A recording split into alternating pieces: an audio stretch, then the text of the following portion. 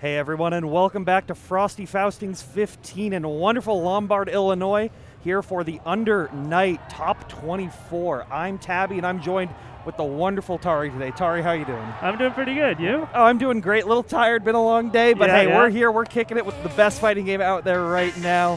Yeah, there's a good mix of, old names, new names. Yes. Top 24 looks like it's going to be a hoot, so. Oh yeah, it's going to be a fantastic time. Like this is, it really does, you're right. There is a lot of your classic players who've been playing for a while. A lot of people who also came back from a bit of hiatus, like, hey, Frosties again, I'll play the game again. At least I saw in pools, and I think a couple have made it through the cracks up into the top 24. And then some of the newer names, some of the more consistent players are still kicking around and still, putting in the work, showing that they're still one of the best. Yeah, and this is still, the first sort of year after all this online stuff that's been going on, right? So, a lot of the old names mostly went to offline tournaments. Yep. And you didn't see as much of them in the online era, or if you want to call it that. But a lot of new names showed up during that time. And we're seeing a lot of those players sort of propagate out into these offline events now, too. Exactly, yeah. And that's the great thing. Like, even with the internet and the netcode being how it is, like, we're still able to make it work. So we're able to bring new talent and breed, like, all these hyper-competitive players ready to show, like, what they've got. And I think up first right now, we've got the players on deck. Yeah, it looks like it's going to be Rook versus Flank Roast. Rook, made a name for themselves. Frosty Faustings last year, cracking through to the top 8. Yeah, this is definitely a button check because Rook does not play Linne. Nope. Rook has a Linne. Let me be clear. True. But I'm pretty sure Rook is not playing Linne against Mold. If Rook is picking Linne at this stage of the tournament, I'm going to call him crazy. But they're mugging it up right now, getting ready. And then Flagging Roast, they are a Waldstein player, but they're also a Batista player. I think they're like consistently dual maining them. I'm going to be curious which one is actually selected here then, because Wold versus Yuzu is traditionally not great. Yep. It's not terrible, but it's probably one of the worst matchups in the game. So see, the thing is you say on paper it is, but with Under Night and especially with the players who are at like the upper echelon of it, it really comes down to player matchups, because you've seen players like Psychotic, players like Breaker Dave, who have picked Waldstein and they're winning events. Yep. They're beating these quote unquote like 7-3 matchups just because they're able to utilize the system mechanics and play to the best of their abilities. Right. So I think again, there have been many iterations of the game, and this matchup's been considered one of the worst. Not worst. Yes. Right? I'm not saying it's a worst matchup. It's one of the worst matchups. But anyway, we're not seeing that matchup. We're going to see the Yuzu versus Batista matchup. Yeah, definitely something that's going to be a little bit more favorable as a whole. Both of these characters trying to just zone out right now. But both players are going to be trying to get a lot of grit here. Nice opening hit here from Rook. The first real hit is going to be a beast hockey. Now continuing it. Just trying to keep the pressure pretty basic. Trying to get Flank and Roast to do something crazy that's just really like bad. that. Unfortunately, Rook actually drops the combo, but the Grid Crush means that he still has the room to sort of just spend that Vorpal, and it comes back, but he gets the Vorpal cycle time anyway. Batista 2A not being low, actually coming in clutch. Now just really playing patient, a nice use of the JC right there, being able to quickly find a really good confirm into the corner. Oh, misses the 660 under, but still able to keep the pressure going. Yeah, dropping that Ashby under very often is sort of a death sentence. Nice frame trap here from Rook. I think that should be it. Yeah, should close it out. Just needs to do something a little bit simple here. Yeah, doesn't even have to spend the meter. Sometimes you see players going for it, but just knowing, hey, I want to go into the next one with $200 in my pocket. I want to be good to go. And now you see Flaming Rush just want to play hardcore zoning. Just throwing out the B-beams, throwing out the balls, trying to make sure that Rook can't do the game plan that he's really wanting to do.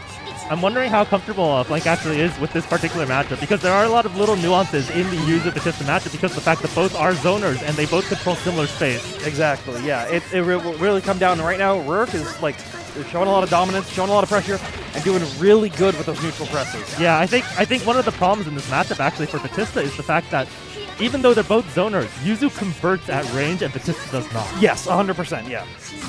And I think that's where you're going to see Rook try to gain an edge right now, but both players really just trying to make it work. Pop in the CS knowing they're going to lose the cycle. That was a nice 5C. No follow-up off of it, but... Here we go. Yeah, in this matchup, Batista very often ends up becoming like a rushdown character. And she can play that way. Batista's a very versatile character. Yeah, she's the best zoner, set play, rushdown, mix-up character that you got, right? Yeah. Exactly. She also can't be counter-hit, you know.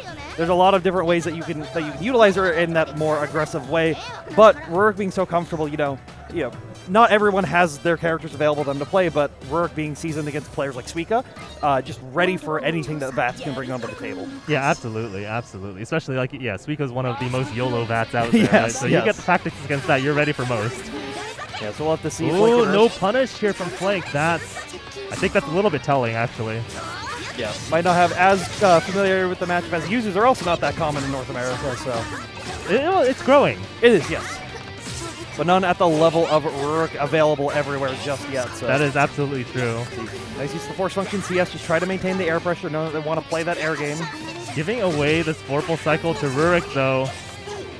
And Rurik quite comfortable here, just continuing to play this air-to-air game. Not going to be able to convert that. A little bit too low. Gets the 2B, but no follow-up.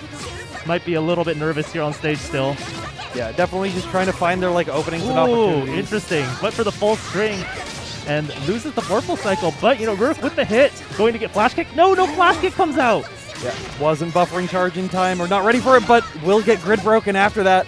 Oh my gosh. Flank's gotten so many hits in a row, but none of them have been converted. Flash kick there? No. And just kind of fending these trades, but getting their own counter hit trade opportunity right here, but still dropping it, not being able to find a way to close this one out, but still 15 seconds left on the clock. It's the last Vorpal cycle. Let's see if anyone can Flank take it. does win the cycle. Can't get that. That's going to be it. Yep. Keep it simple. You see Rook just willing to play super patient right now. And I think this is very telling. I don't think there's that much match experience in this for Flank, because in that exact situation, when that laser comes out, EX Drill wins. Yep. Right? There are a lot of options that just aren't being displayed. So you see good shields right there. Oh, very nice. Good catch on the jump out. Gem Explosion. Still a pretty good starter for Batista. The B Drill. Just because you don't have matchup experience doesn't mean you can't 50-50 people to death. We'll see again, but a good mash from Rurik out there. But that's actually exactly what we want to see out of Flank, right? That sort of pressure. We need to see a lot of close-range pressure from Batista to actually win this matchup. Right now, Rook trying to be on the aggression, knowing that they have to make that life comeback and try to take this set. Yep, goes for the fake out, unblockable. Rurik, however, is really far behind on this Vorpal cycle, but Flank throwing away the life lead. Oh no, but Rook drops it at the very end, so they'll need to make something big happen here, and that is gonna be it. Yeah. Rook doing a good job right there, taking that one clean 2-0. Yeah, I mean, Flank looked like he was started picking it up at the end there. There was a lot of corrections, a lot of adaptation happening in that last round, and we saw, that life lead very heavily in Flank's favor. Yeah, it was very heavily, but it was up until Rook started putting them in situations where it's like, okay, you don't have you don't know the correct answer right from the get-go, so I'm going to be able to capitalize on that, punish you, kept finding the chip damage and finding those little clips. Even if it's like a 4-hit combo, that's going to add up. Yeah, and I think you could also see there was a lot of uncomfortableness sort of just even on just basic defense. On these wake-up situations, Batista waking up and getting hit repeatedly in a lot of different places. And Rook didn't convert all of them, so, there was some room to recover there, but at the same time, Flank got a lot of hits that didn't convert. Yeah. So, yeah, I think it was just a little bit of a lost opportunity there for Flank to sort of start turning things around. Yeah, but it was still a great showing. We'll still see them on the loser side. They still have a chance to cut it through all the way to that top 8. Yeah, and I'll be curious, actually. I sort of want to see Flank make it just to see if they have a rematch here. Yes. To see where this is going. Because, like I said, the last round actually showed some changes happening, and we just didn't get to see them play out. Yeah, definitely a longer set. We'll see more changes. And if there's any other users in their path, because I know we got a couple through our top 24, if they can make those minor adjustments and keep improving on that. Yep. All right, so our next matchup here is Captain Sugar versus White Beast. All right. So this is going to be Lene versus Batista. Should be interesting. Yeah, this is another Vat on deck. White Beast being a very seasoned Vat player at this time. And Captain Sugar, I think, has been on Lene since like the very beginning of Uni. Right? Yes, so. Ever since they started playing, at least, which has been for a long time.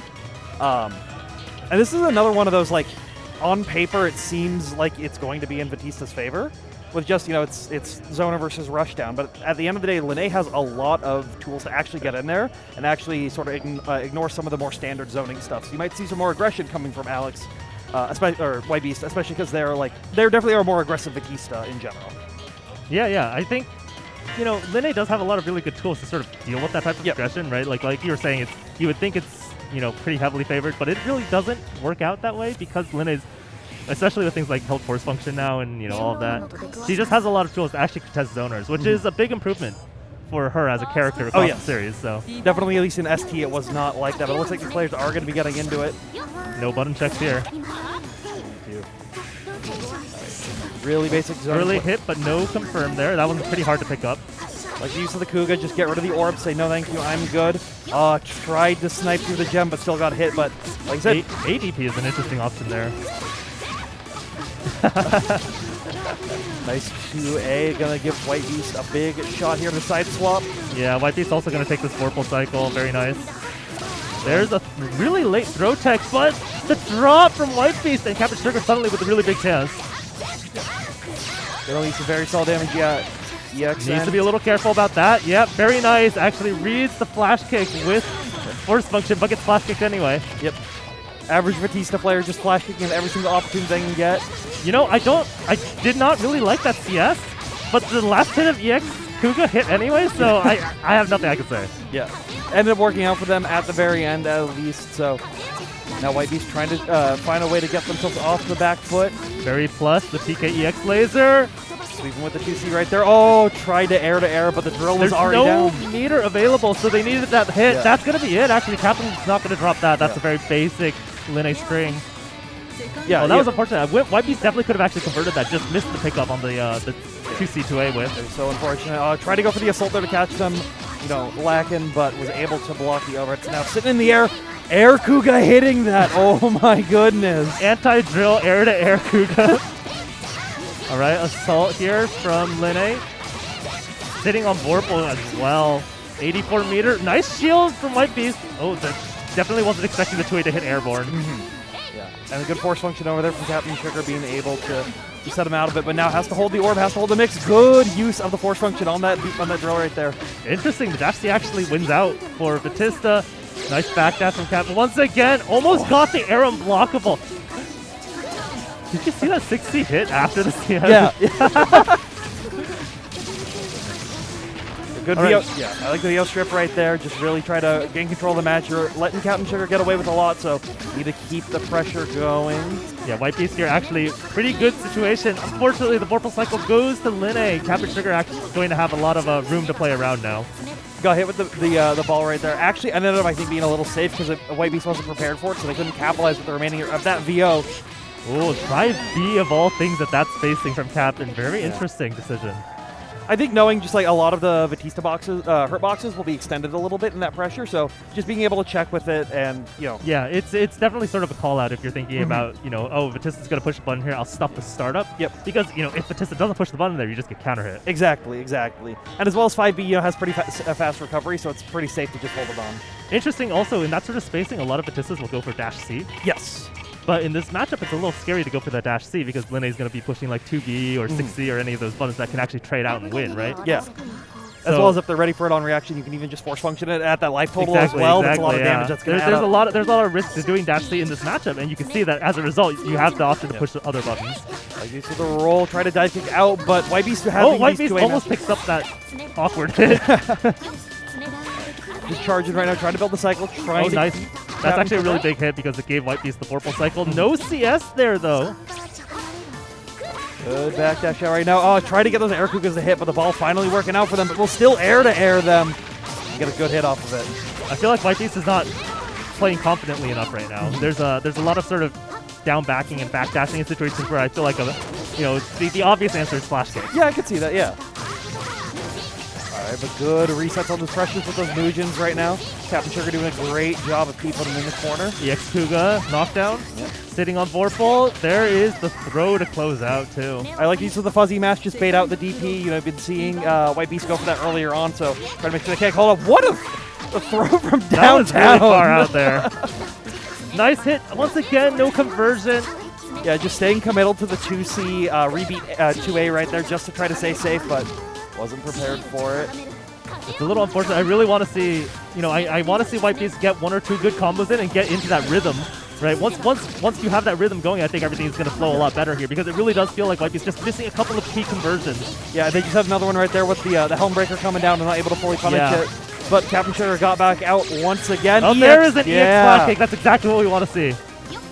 Here we go. Now trying to stay in the air, set the gem because they know that Captain Sugar's going to go for those. Just a little bit of patience here will give White Beast that Vorpal cycle.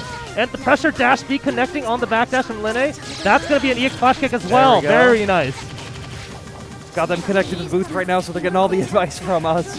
finally utilizing those flash kicks. Gem sets Captain right Sugar now. is just going to wait this out, get that Vorpal cycle, and now White Beast needs to be a little bit careful about all these jumps.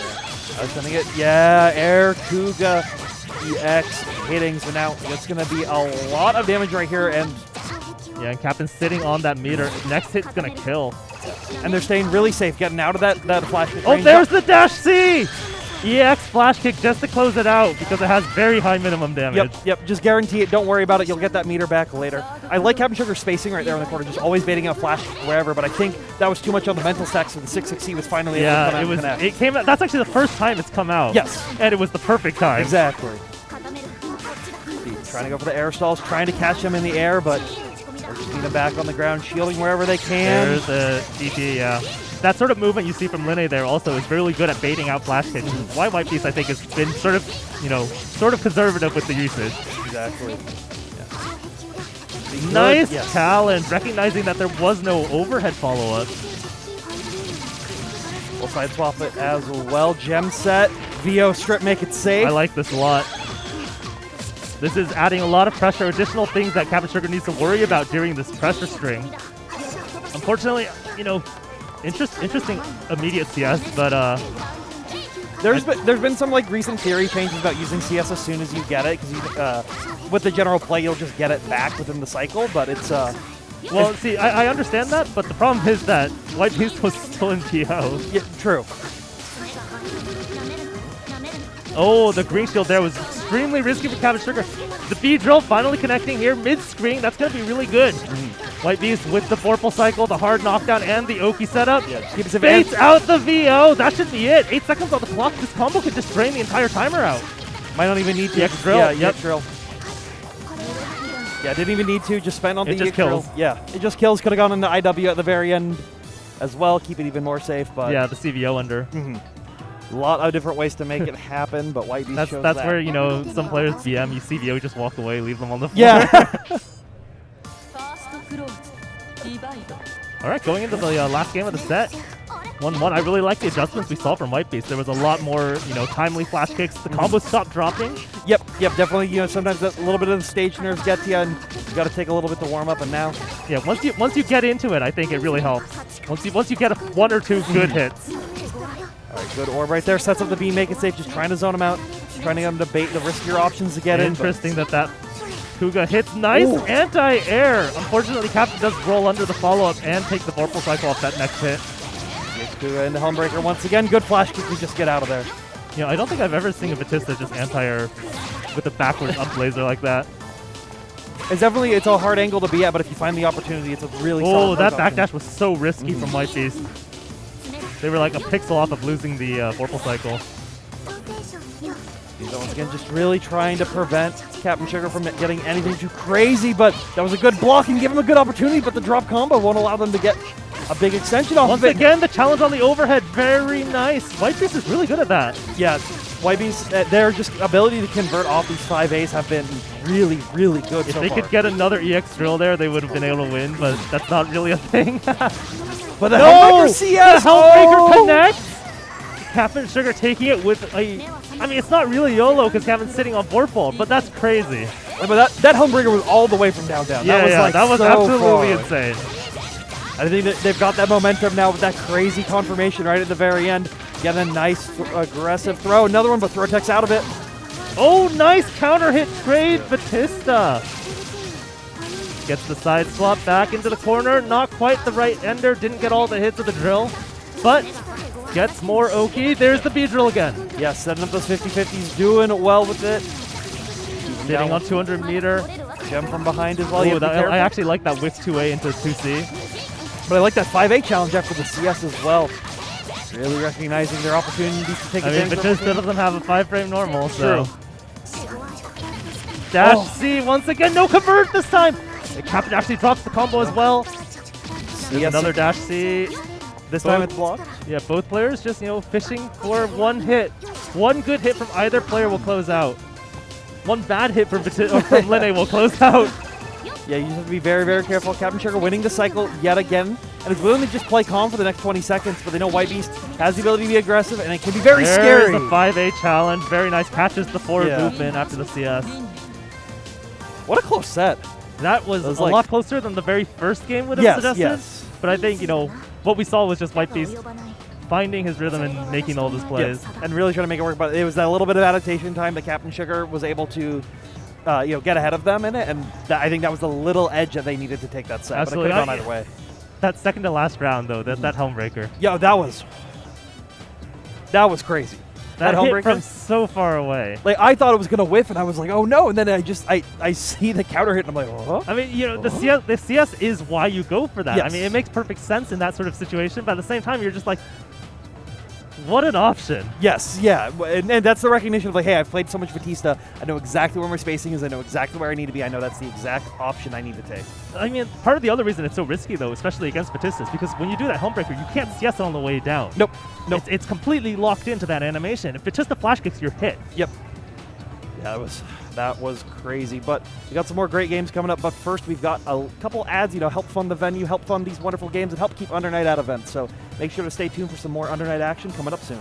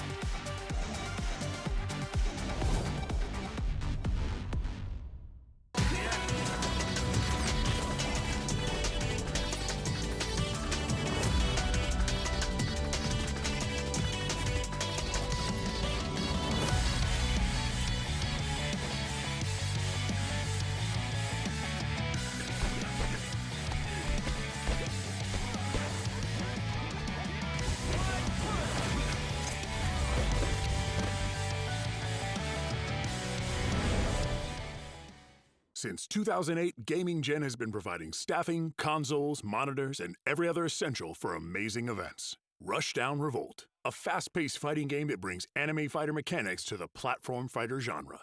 Battle to the beat in this intense rhythm fighting game hybrid. Featuring a unique cast of characters and electrifying gameplay, God of Rock is like nothing you've witnessed before. DNF Duel, coming to the Nintendo Switch April 20th. Now you can hit the lab on the go. Guilty Gear Strive Season 2, with 4 new characters including Bridget, Sin, and 2 more characters to be announced for release later this year. Them's Fightin' Herds Season Pass 1 available now, including Texas the Bull and 3 more upcoming characters along with new stages. Celebrating over 10 years of Skullgirls and 5 years of Skullgirls Mobile. With 4 brand new DLC characters, grab the Season Pass on Steam and you'll unlock access to Black Dahlia's Alpha now. MSI Cyborg 15. For only $9.99, you can grab a monster rig pumping out 1080p at 144 Hz via a 4050 GPU. Junk food, proven quality, added compatibility, and ultimate portability. Featuring support for PS5 and Xbox Series, you can also pick up the brand new Micro Lite, available now.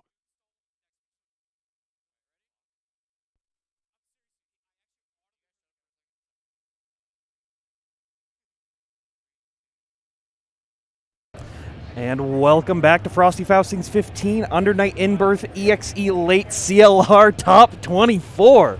You actually said the entire thing. Of course, I've got to for this game. You've got to say the whole thing. What is it? UNICLR is what Japan calls it sometimes. We're just waiting for the next version of the game. Kamine is going to go into a bucket and draw an extra 5 words that you have to say. Yeah, UniZ is what I've been calling it because it'll be the final revision. All right, so we're back here for top 24. You know, we just saw a couple of really good matches. And up next, we actually have Rakir versus Isaac. This is exciting. Oh, okay, never mind. We actually have Star and Mario coming up first. Interesting, okay. Yep, so this is, it's still an exciting match, but not going to be as crazy as bringing Isaac. It's not quite as insane as the Rakir Isaac matchup, but this is still going to be pretty interesting. Mario has been playing a lot of different characters recently, but I expect Wagner. When I saw Mario playing in pools earlier, they were still playing Wagner, so I think that's what they're feeling confident in the tournament with.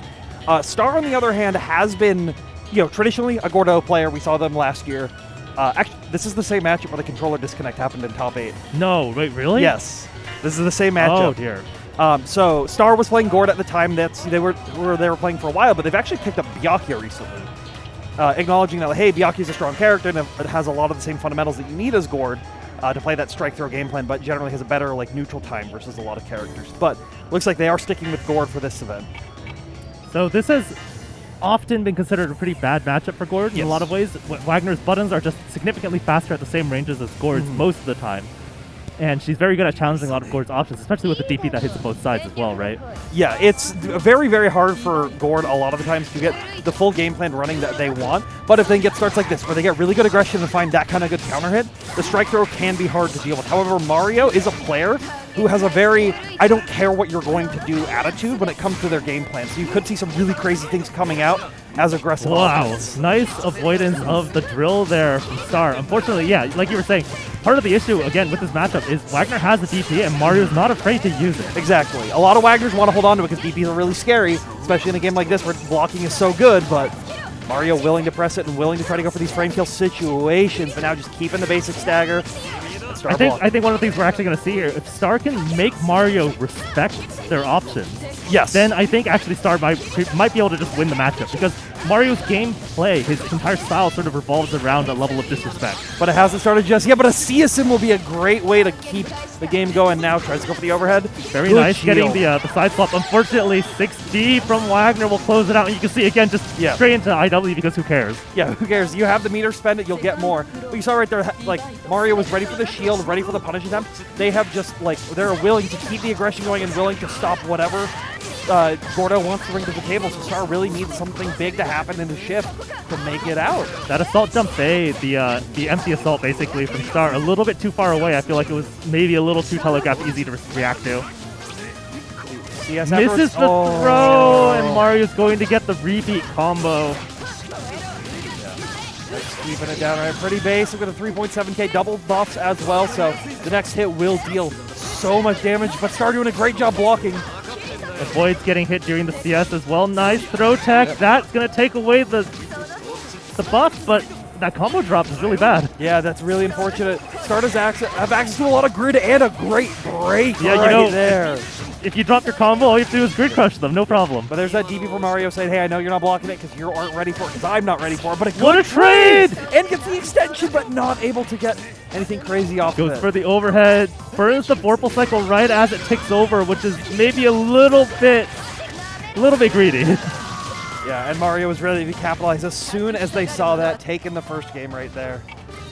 Oh, here's the character select. Is this just the resetting the mental, or is this actually the swap? No, it's the swap. I knew, if I was Star, I would have picked Byakuya into this. To begin with, right? Because you already are comfortable with the character. You've been putting in a ton of work. I've been seeing them grind constantly with Byakuya, trying to make it good. And they know that Gord Wagner is hard. Star not looking too happy with that one. No.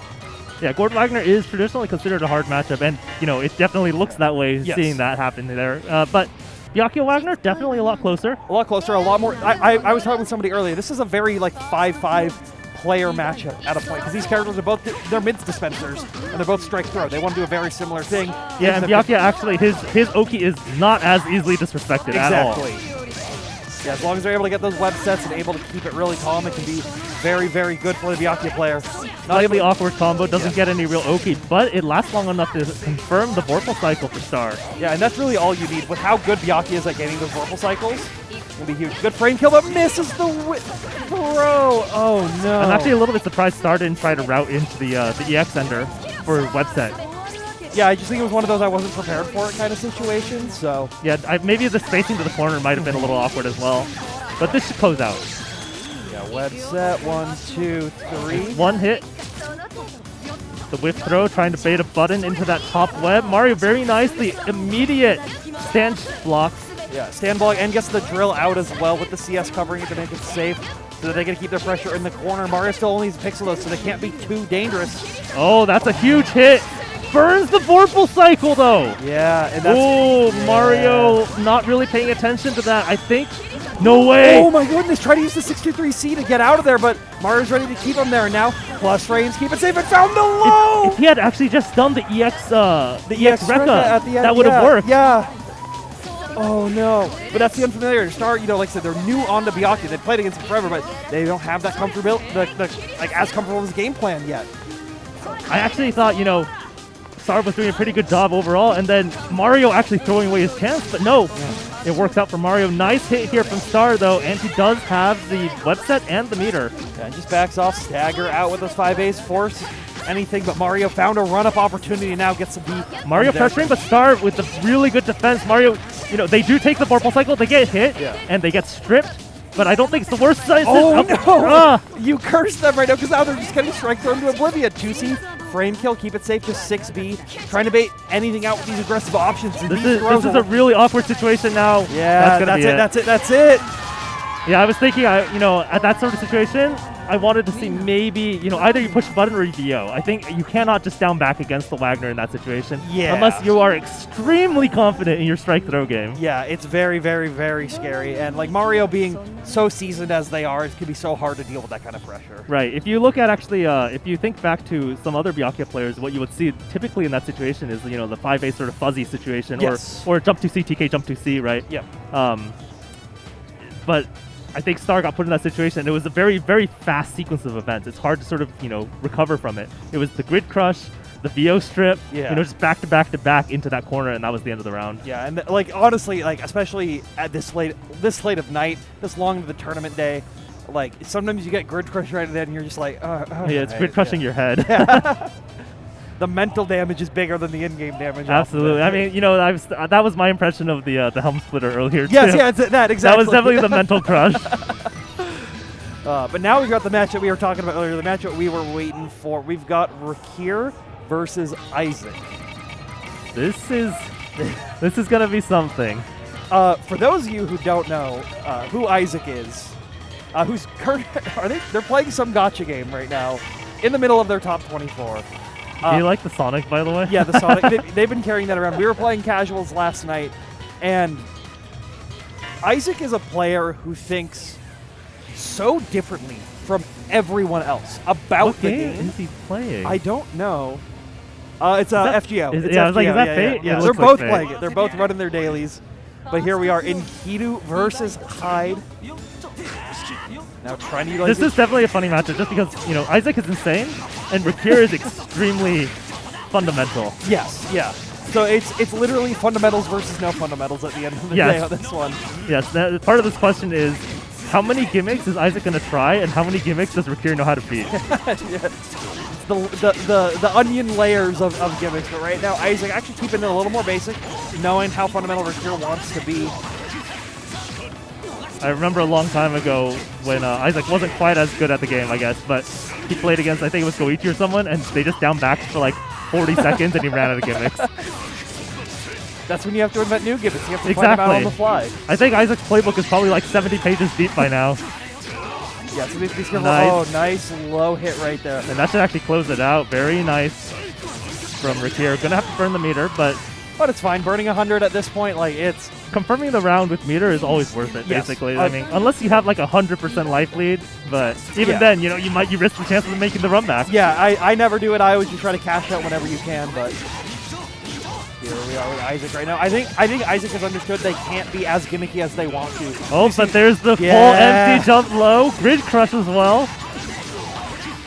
Here we go. Good VO. Another empty jump low. Rick here doesn't even have a shield to accidentally, you know, stand shield no, with. they didn't get the DP punish right there, so they'll have to burn IW. Try to do 316, keep it safe, but... You know, I know that Isaac wanted to go for, what's it called? Palebringer, right? Yeah. But getting EX Fireball is pretty funny. Alright, good blocks right now. Oh, nice parry to keep him down on the ground. Okay, Rakir about to recover his grid. Yeah. But a nice 6-6C cross-up right there. Isaac staying alive. That's a very Isaac round. Yes, yeah. Yeah, the immediate backdash, just knowing, hey, I want to be all the way down here. But a good 4C on the run-up attempt. Yeah, it was off of that parry as well because there wasn't any block stun off of it. Yeah. Nice use of the 6C, trying to bait out the overheads. Here does actually take the Vorpal cycle as well. Yeah, dropping it early to guarantee that they take it. Tries to use the BBB CCC series. Oh, no Havoc, no combo. Plus frames, yeah, there you it is. can't balance that. And the Vorpal cycle, one more hit. There's the low that's completely, completely illogical. Having to use, having to bring out your own gimmicks a little bit right there. Try to hit him with the low hit force function CS. Keeping it safe, keeping it pretty aggressive, but... That force function having a one-hit low is so strange still. Yeah. Oh. Nice slide under, cancels it to parry, expecting a punish attempt. But not going to have it. Good throw tech out there in the DP. Okay, there is a punish this time. Yep. Pretty standard punishment. Oh, but misses the drop and tried to shield out after the Rekka attempt. Could have been very dangerous, but Isaac was prepared for it. 3C, this time using the 2-2A to punish the punish attempt. And, you know, just sort of to reiterate, build on what we were saying about Isaac being insane, you'll also notice that Isaac doesn't play Vorpal at all. No. There's no concept of the bottom half of the screen. Not even meter, you're right, actually, yeah. The only thing that matters is health and how funny your option is right now. That's definitely what it is. How funny is this choice? Nice punish on the 4C. Dash C, good spacing from Isaac. Gonna go in, good blocks over there, and a nice VO, but Isaac was spaced out of it after that 6-6C, so they got a good punish, but a nice 5A anti-air. I know Rakir knows the... Oh my gosh, that's actually the round. I was gonna say, I know Rakir knows the punish to that meaty pogo, but it is definitely hard on the spot to do it. Especially at a pressure like this, the light's on you, the camera's on you, the stress keeps adding up. Look at how much grid Rakir has. They're talking about just hold down back for 40 seconds. And then the grid crush too. I want to see one of those 6 grid combos, but no one ever does them. Nice 4C, direct cancel into the follow-up. Yeah, gonna get some great damage over here. Just 3.5. Not having the bar to spend the rest. Tried to charge the cycle, but Isaac was still able to maintain it at the very end. Yeah, Isaac actually wins the Vorpal cycle of all things. That's not going to be it, but one hit will be the end. Backdash in the corner, 6B from Isaac. Why not? Does lose the Vorpal cycle, and there's no way to actually strip off of that combo. Hide strip options are quite limited. Trying to use the dive kick, trying to close them out, knowing that Isaac wants to just control the game, the current grab of the fireball. So IW comes out to try to make it safe. You can see actually, by the way, that Isaac he won the Vorpal cycle. There was a whiffed shield in there, but Rakir will close out. Yeah. I was gonna say, you can see Isaac was actually quite wary of Rakir doing the roll under his fireball, so he kept doing the follow-ups on the fireball, just trying to hit that. And Rakir just down back. You saw it as soon as just normal fireball was coming out, they were just constantly, immediate charge 3C under and then into parry. Yeah, exactly. So Isaac was trying to bait that there. He did the fireball into the explosion immediately, fireball into the follow-up flip immediately, and Rakir just sitting full screen down backing. Yes, yeah.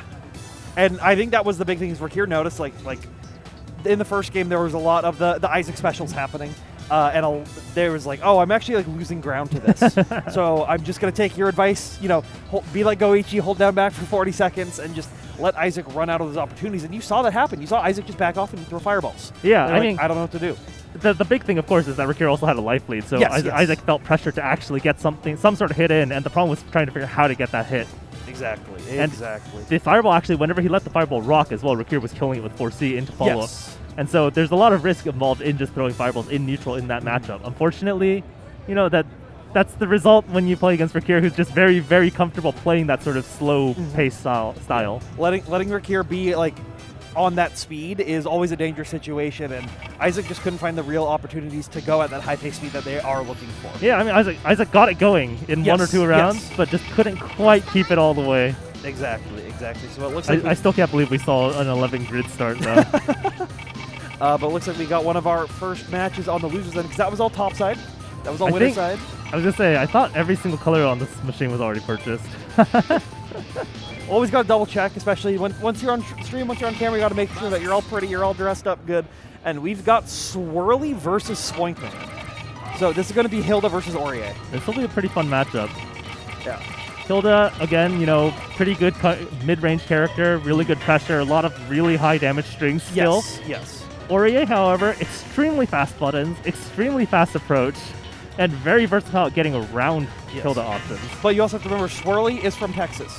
So you have experienced Auriers in Texas that you can play and that you can be able to get the matchup experience with. Spoinkman, they're good. They're kind of cracked, I'll admit. But do they have this matchup? But do they also have Hilda experience? Because Hildas are not common. Hilda is a matchup that is extremely strange to play against if you don't play against it enough. There are so many little nuances to that sort of character that, I mean, like, again, if you don't play against Hilda a lot, you're just going to get caught off guard, and then you have to deal with the 50-50s. Exactly. So right now, we're seeing Swirly take a big advantage off these early hits. Pin? Yep. Or no 50-50, just going for the Vorpal cycle on this first hit. No, a Swirly especially, but a lot of Hildas will save their 50-50 opportunities. To try to close out? For EX wounds specifically. Oh, I mean, it's guaranteed safe. It's completely safe. You can't challenge. So that's why you'll see it right here. Yeah, tried to went for the no 50-50. That's the extra layer to it. But now Spoinkman found an opportunity to use Force Function to close the gap. That was a little bit of a scary whiff from Hilda, but no follow, no punish. Nice 6B, though. People have been getting hit by 6B all day. It's unblockable. What are you talking about? I'm sorry, it's not 6B. It's just 6 unblocked. Yeah, 6 unblocked. But Swirly not letting that get to them. Misses the extension with the back pin right there, but will still keep the pressure going. Dashing 2A actually catches the Hilda Force Function. Nice block on 6B. Yeah, ready for it this time and ready to have these trades, trying to find any kind of opportunity. CS. And here you can see one of the weaknesses of Hilda is that she does not have any sort of reversal, so those CSs do not get her out of pressure. Nope, they don't get her out of pressure, and her buttons are generally going to be pretty slow. So you don't have those mash tools available to you in every single situation. Spoinkman not wanting that situation to begin with in the first place, fighting those great hits. And that's one of those things we were talking about. Aurier does have the tools to sort of maneuver around a lot of Hilda's more comfortable options in spacing. Exactly. A nice trade right there, but it's still Spoinkman's turn, so keeping Swirly in the corner, now getting tossed. You also have seen that Spoink has been doing a lot of 2A, but then also just doing run-up 5C, run-up, like, you know, mid-buttons, specifically because, for a lot of people who don't know, Hilda can get over lows on frame 1. Yes, she can get over lows, and that's why also trying to play a strike her exactly game right there. Just like that. And that's why the run-up 2A is something you have to sort of throw in intermittently. You can't just keep doing it. So here you see nice read there, actually. Swirly's getting these EX Bloom opportunities, but not able to find the 50-50s, and Spoinkman taking full advantage of not having to deal with that and finding a round closer. Yeah, actually, just the super there. Very nice recognition of the situation. Good gap closer, full charge, you know, D-thrust. But, like, they recognize, oh, Swirly's just super willing to block, willing to let me come in, so I'm going to use this opportunity to try to close it. Nice hit with the JC right there, but wasn't able to capitalize on it, but they will at the scramble afterwards. Yeah, that scramble situation was actually pretty bad for Hilda, I think, but they came out on top. Try to go for the fancy mix-ups, but cross-up protection saved them today. Hilda willing to just down back, getting that Vorpal cycle, going to make this pressure and options just better. Once again, the B thrust to immediately close the gap. This can be a Vorpal strip, I think. No, it wasn't. So Swirly was able to VO and Vorpal and VO right there. That Vorpal, oh my goodness, what is happening? happening right now is Spoinkin's trying to create opportunities for them to win, but Swirly goes for defensive gloom, knows they have the life lead, so they don't have to worry about a lot of what's happening. Spoink just threw away a lot of health, trying to just get closer. It was a little bit of a risk, but once again with the flip, closes the gap, wins the Vorpal cycle, gets a hard knockdown in the corner. No hard knockdown, actually just gets thrown. Yeah, just getting thrown right there. You see even Spoinkin shaking their head like, ah, shucks. But the thing is, like Spoinkin is they're willing to play just really defensively, use the mobility whenever they can to close in, and then as soon as they close in, they're capitalizing on it. They're not letting Swirly get out too many times. They found it out there, but I definitely think that Spoink feels pretty comfortable overall. Yes, I'm not seeing any signs of discomfort in the matchup. No. Once again, gets over this. You actually saw Swirly do the follow-up, which is interesting. I don't think that was on purpose.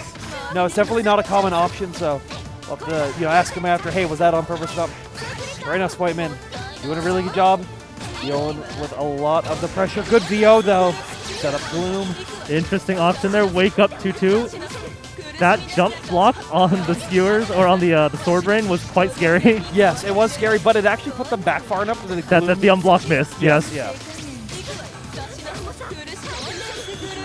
And that's the thing, is a lot of the 50-50s that... Oh, no. Yeah, a lot of the 50-50s Hilda can do actually don't work mid-screen, so it's something that you have to be kind of prepared for. And Spoinkin showing that they are... A little bit too far, but Spoink jumps into the skewer. Yeah, you can be prepared for 50-50s, but are you prepared for the zoning? Are you prepared for the pressure that Hilda can bring? That was really good spacing. Actually punishes the held force function with A-Thrust. Once again, you see that's exactly what we were talking about. Went for the force function, reading the low, and gets punished by run up 5C. Yep. And having the combos for it as well, making sure that they are ready for what's going on. Tried to hit them with the force function again, wasn't it? Yep. It's an interesting option when Ori is still in the air. Yeah, Swirly is a big fan of pressing force function a lot of the time just to get out of there. One of the things that we haven't seen really, but I think it might be why Swirly was even going for the held force function, is it does beat Ori's flip. Yes. Yeah, and that being a very useful tool, and with how much Spoinkin was wanting to go for flips earlier, I can definitely see like the lines of how they want to be thinking about it. But now just playing really defensively on the ground as both players recognize what's going on. So there's the flip again.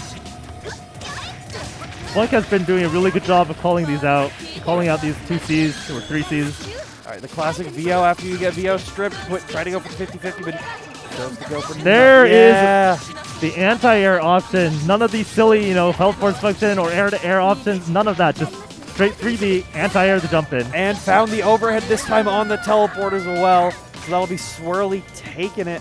That was good recognition as well, because the last time they went for the 50-50s, Spoink just held down back the entire way through. Exactly. And I don't know where that was in losers just yet. I don't know if that was semis or if that was finals, but maybe we'll be seeing more Swirly at least later tonight. We won't know if it'll be on this stream or if on the next one. Yeah, absolutely. Yeah. We have a Hilda making it through. We've got actually, which characters have gone through? So we have Enkidu, we have Hilda, we have Yuzu. I'm missing like 2 characters right now that just not coming to mind. Enkidu, Yuzu, Linne. Linne, yes. Wagner. Yes, there we go. See, okay. 2 brains can become 1. You know what? This is why I'm not competing anymore. Yes. My brain cells are degenerating and turning into a single like gray lump. Yeah. That happens, especially, and that's what the players are dealing with right now. They're trying to compete. They're trying, and you can see the more you play, the higher the pressure you're under. Yes. The more your brain cells get compressed. But for some people, the compression, it ends up working out. Yeah, it does. They're just focused, targeted, and ready to kill. It's a matter of how much you let it get compressed. If it compresses too much, it becomes a smooth ball. Channeling your brain compression for peak performance. All right, our next matchup is going to be. I think I see Prem sitting down. Yeah, that's Prem versus Wish. Yeah. All right. This so is on loser side, I think? This will be loser side, as both players came in on loser side. Like I said, not exactly sure. It is top 16. So this is going to be Nanase versus Eltnum. Prem's still on Eltnum, right? I'm assuming Prem is still on Eltnum, but Prem has a habit of doing whatever. You're so right. But you're so right. We'll say Eltnum because I think Prem's mostly been playing Eltnum in the last, couple of months at least. Yeah, at least from what I've seen of them and through various results, that's who they play. And I would imagine once you get this far into the tournament, that's who you're going to want to stick with as well. Yeah. So I mean, part of this is you know, Prem was originally it was UNICLR. Yeah. But the way Eltnum plays and the way Prem plays specifically actually goes together quite well with all the changes that Eltnum had in this version of the game, where she can do, you know, the silly, you know, DP flips and all of that sort of thing. Yeah, I agree. I think it ends up working down, like, Prem had always been a little bit more rushdown focused, even when on Yuzu. Yeah. And Eltnum just has better tools for that, and a lot better pressure when you're thinking that way. Yeah, so Prem is one of those players where the opponent very often goes like, why would you do that?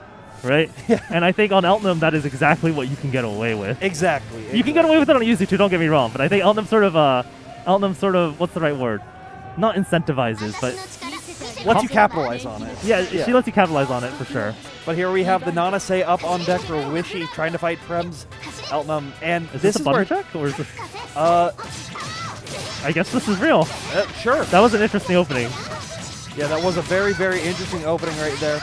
But good throw tech out there. Prem does take the Vorpal cycle, burns it immediately just to try to get out of this corner. Oh, good Sager. Nice throw right there. Just pushes him back mid-screen. Tries to go for the crazy mix, and there it is. The whip dive kick, finding a great opening for them. And you can see Prem's not too concerned necessarily about converting every single hit, so much as starting to build the momentum into this corner pressure. Exactly, because that's where you want to be. That's where Eltnum wants to keep you this whole time. And Oh, that's nice a really bad place to get grid crush. That's unfortunate. Wish was actually just the immediate up back shield. Yeah, I think they were After the expecting CS. like some kind of air-to-air potentially. But gets tossed out of it as well. Good, just immediate CS get out of there.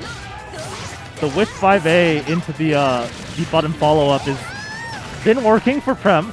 Yeah, that's an Eltnum classic right there. But That Magnus is the was doing Eltnum that back in classic. 2018. Like, that is a very real thing that you see what Eltnum's doing. It's very, like, good, strong part of their structured gameplay. So That was an interesting shield. The crouch shield actually caught the Rising JA. that gave Wishy a chance to do some big punishes right now. Nice throw tech out there, good OS, and finds a great hit after it as well. Full combo from Prem going into that corner. Don't drop the dash C. He's knocked down 4.1k, and just immediate air back dash out. Interesting. Wish was definitely expecting the punish on that CS. I know I was just waiting for that DP to come through, but Prem... But you know, one of the things that I think a lot of players don't actually mentally recognize is if you get CS in the middle of your string, just commit to the next button. You're getting punished if they're punishing you. Yeah, true. Prem right now trying to do whatever they can to close this one out. There's a DP. But just backdashes off now, resets to neutral. Oh, grid crush throw. That's really unfortunate. Wish in a bad spot. Does get the ADP, but doesn't have meter to close out. One chance. Yeah, Prem's sitting on Vorpal. There, that is the gunshot. And this is great for Prem. With the life totals being neck and neck, being able to have the chip from Oh, those that's a bullets. punish. Nanase with the large enough button to catch the dive kick. Or actually, that's not even dive kick. That's the B grab. Yeah. Fighting tools. Oh, what a great throw right there. Being able to check the shield, getting a nice grid. There was no punish attempt on the dash C on block. And now you see Wishy implementing more of the force function into their game plan, trying to create those mix opportunities. You know, Yeah, I do feel like Wish is being a little bit too respectful of Prem. Yes. When Wish has the momentum and is actually pressing offense, I think there's maybe a little bit too much concern about getting DP'd right now. Yeah, there's a little bit of that, and like Prem hasn't been showing off a ton of DPs, so I understand a little bit of a fear of it, but you kind of have to have that aggression. You kind of have to force them to make those crazy situations. I think like that. I think being worried about the DP before the DP comes out is actually mind gaming yourself. True. Oh, Prem gonna get the assault jump A to close out this first game. Yeah, keeping it really basic right now. NorCal popping off in the background. I was actually surprised mid-round there that Prem got the correct side shield on honestly doing this above his head. It can always be hard to guess, but sometimes, sometimes you're just right on those crazy mix-up opportunities. And Honestly, just floating sometimes. Yeah. All right, here we go. Some good, fast challenges from Wish. Empty jump throw, doesn't quite get it. Prem instead with the 2B opener. Gonna find themselves a great opportunity to get some good damage. Hit once, twice. Going for two. Okay, reload. Yeah, fully cornered situation now. Nanase has to deal with Eltnum pressure in Vorpal. Yeah, with enhanced gunshots as well. It's always so scary. Charge dive kick, trying to bait them out, but a nice 2B right there. That's actually huge. Wins the Vorpal cycle. It's not that much damage. 2.9 is respectable, though. CS keep it safe. Oh, nice JA right there. I'm surprised that Wish went for the side swap at the end of that route. I think they were trying to create a reset opportunity to just get some extra damage, knowing that they're a little bit on the back foot Oh no, here. that's really bad. Yes. Grid crushed by 6B, uncharged from Meltnum. Happens to the best of Yeah, us. Prem can close out here if he wants to. He's actually going to save the meter. I hope he burns the CS because otherwise there's not much reason to have saved. Yeah. Well, gains the cycle right at the very end, so now 200 gets away with the 3C rebeat. yeah, gonna find a new opportunity to start.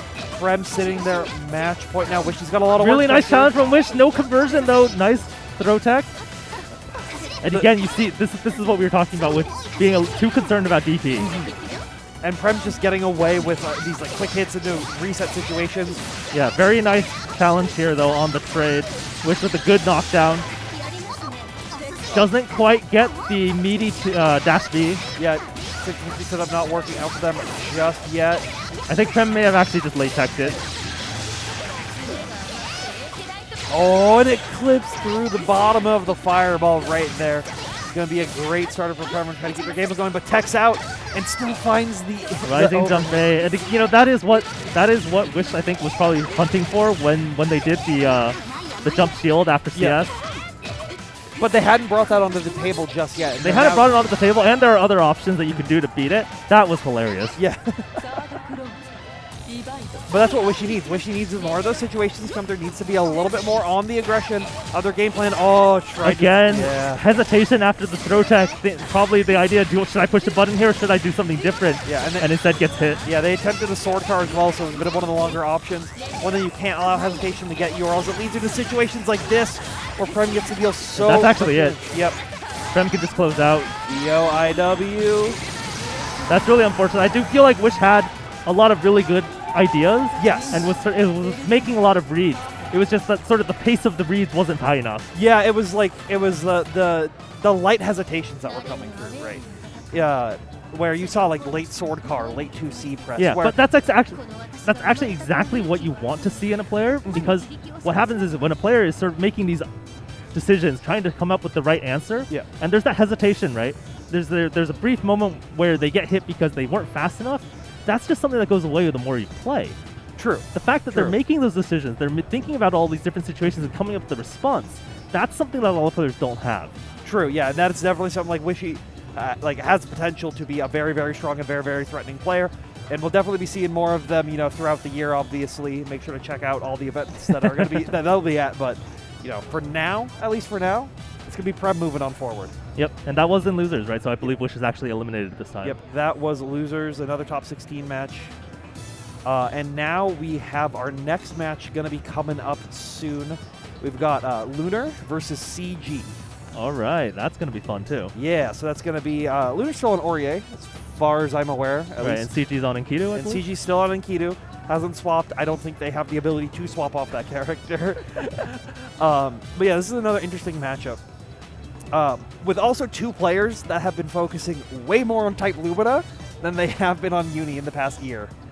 Like, these are two people that are very, very, they found a game that they're working with and they're doing well with. I know, I don't know where either of them are at actually with in Type Lumina. Type Lumina right yeah. now, but definitely these players they're working hard in that game and they're showing off their work there.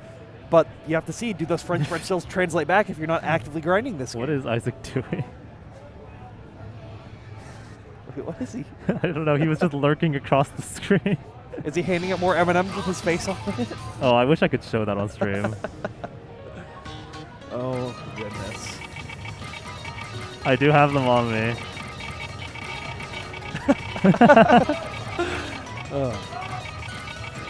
Yeah, we got the players right now just getting ready into it. I don't actually know. Well, I know Lunar has Enkidu experience because there's a lot of Enkidus in Texas, a lot of strong ones.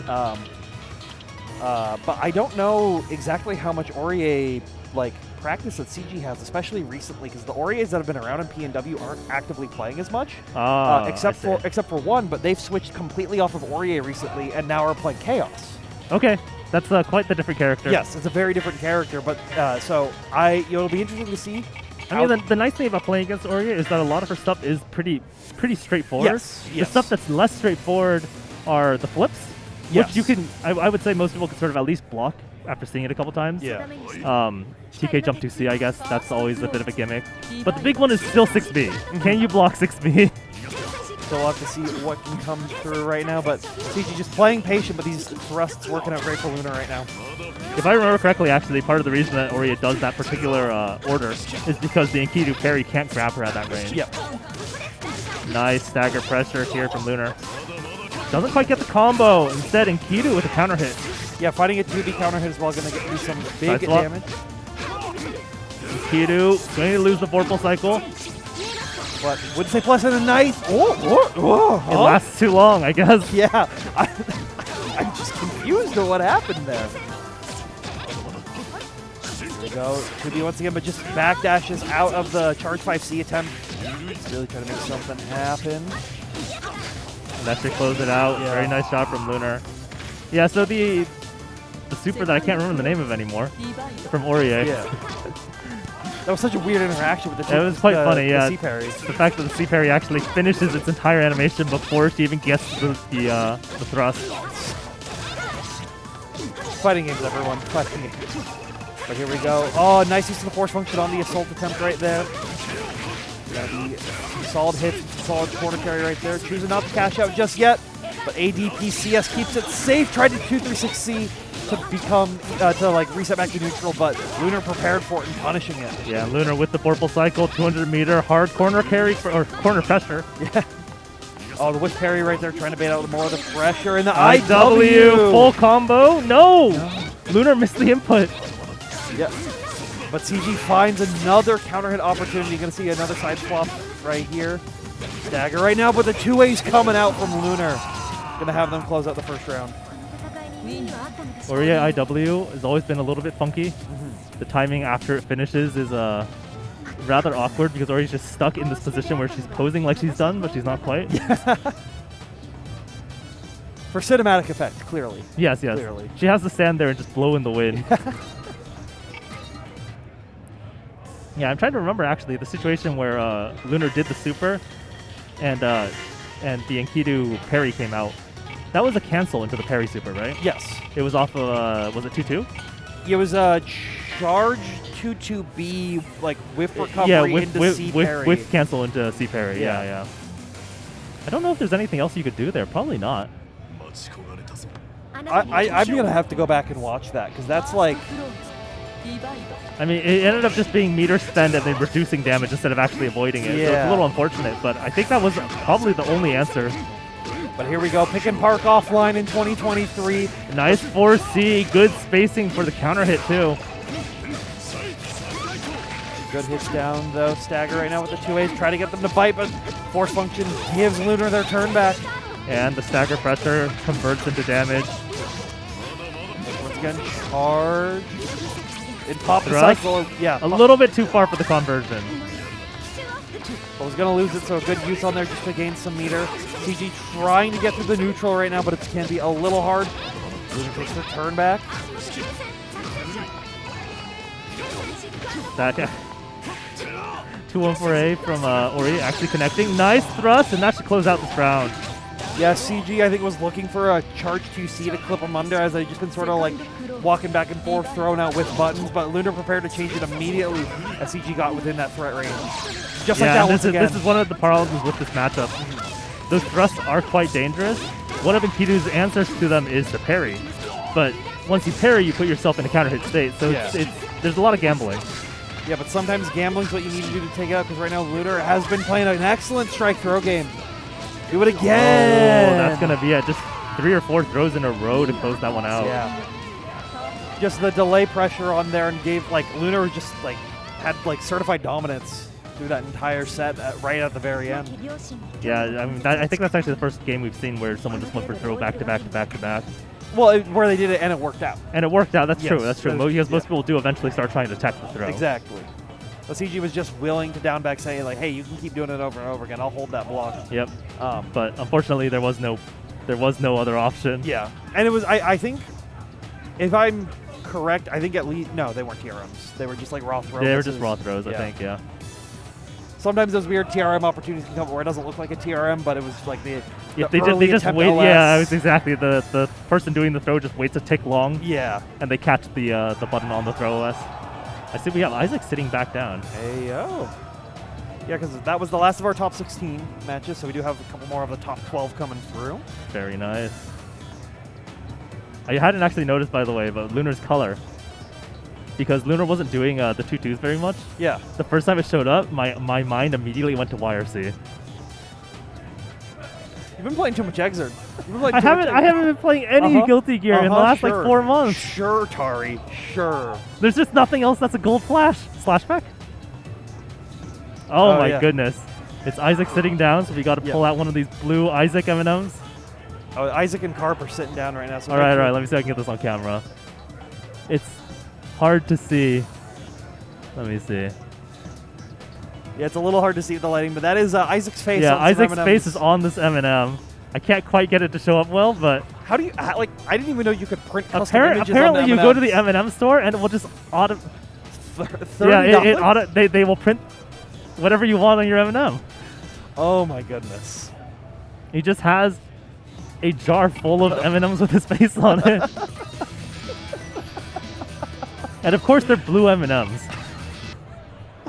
I gotta go. I gotta go. Oh my goodness. Oh. But yeah, we got Carp sitting down now playing Isaac. Carp, East Coast, New York? I don't actually remember where Carp's from anymore, yeah. New England area. User Reha player. Another one of like the really active ones, or at least was for a while. No, they weren't not playing as much. Carp's just been sitting there with his hand out this whole time. Isaac's. Well, you got to be prepared for it. This will actually be a pretty fun matchup. Yeah, it'll be. The Yuzu Isaac matchup is fun. I wouldn't say the Yuzu Hyde matchup is that interesting, but the Yuzu Isaac matchup is funny. So here we go. Just going for the 2A after the retros. Oh, got caught by the TK orbiter. That was not a TK orbiter. That was a jump to the top of the world orbiter. Yeah. One of those days. It's Isaac only things. True. Hides don't do that. True. We see Carp finally finding a really good hit and a good extension. Yeah, see slash ender. Just trying to work out this meaty pressure. Carp giving away the Vorpal cycle 100% though. Yeah. Except not paying attention to the bottom part of the screen. Just doing whatever they can. CS into Pale Rider to punish the 2C attack. Carp got the Vorpal cycle. True. Oh, the back hit of the Rekka ended up hitting Carp right there. And Isaac got the combo off of it. Round start laser. Oh, Carp misses the cancel. A little unfortunate there. Does get the invuln through the follow-up dash C. Very nice. Oh, finds the side swap right there. And just running off. Resets back to mid-screen, knowing that they want to play the neutral game, because that's where they will be a little bit more favored. Come to think about it, I don't think it was invuln. I think Isaac just failed to space his dash C. Alright, Carp looking really good to close this one out. Wins the Vorpal cycle, Grid Crush throw, that will be it. Yeah. Does not burn the Vorpal for meter, but you'll get the Vorpal back. You're playing Isaac. Yeah. Yeah, just going for a quick follow-up. No need to think, no need to try to risk anything crazy. That was actually very interesting with the jump A coming in from Isaac. That would have got most players, I think. Nice defense here from Carp. Recognizing that holding down back is a very good option. Not quite the conversion, but nice jump B.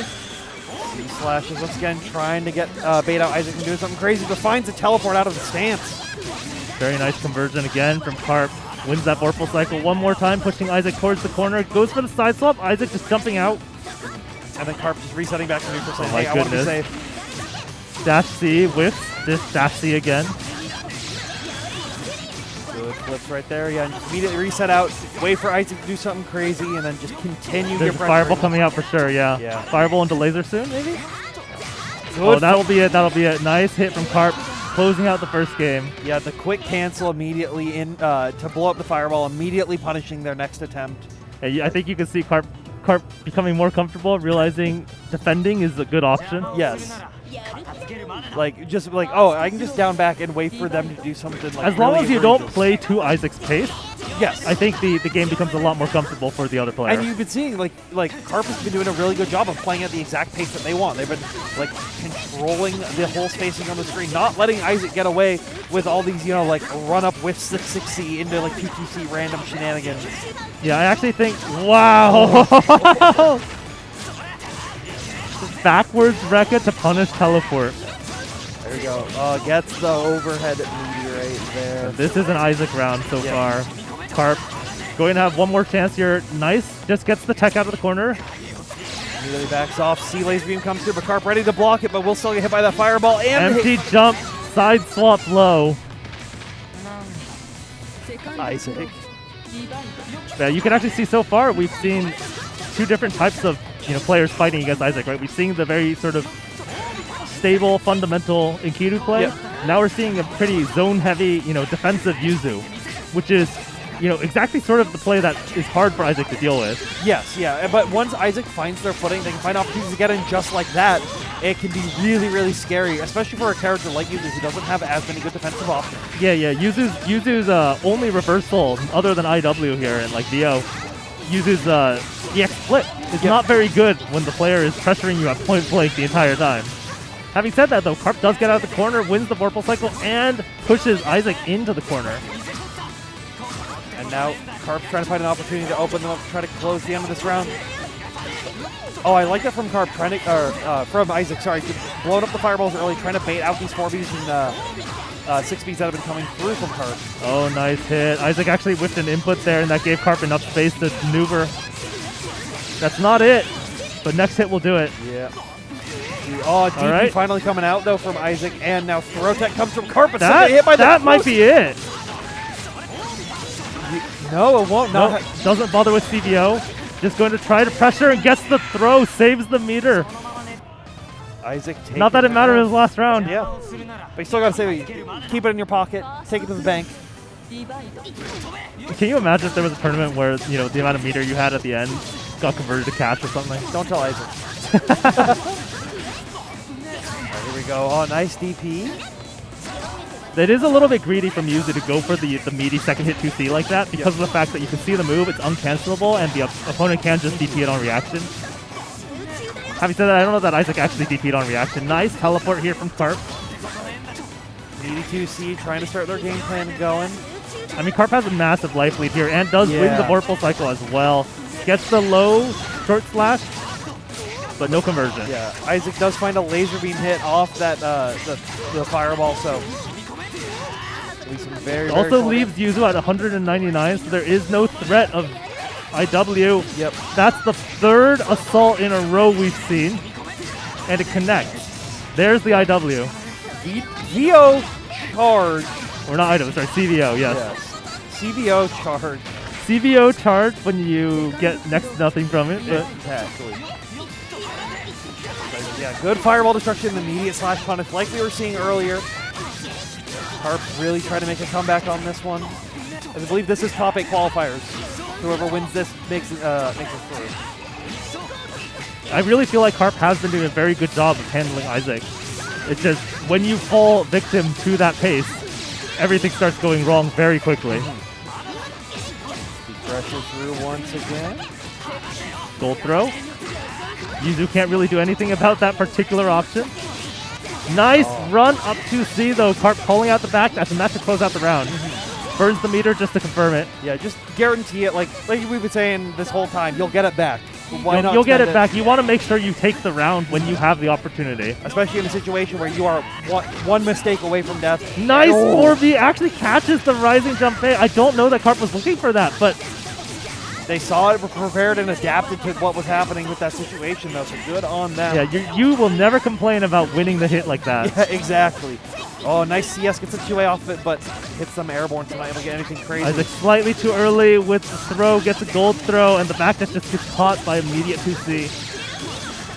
Meter burn leaves Isaac outside of the low HP range, and that's probably... it's not it.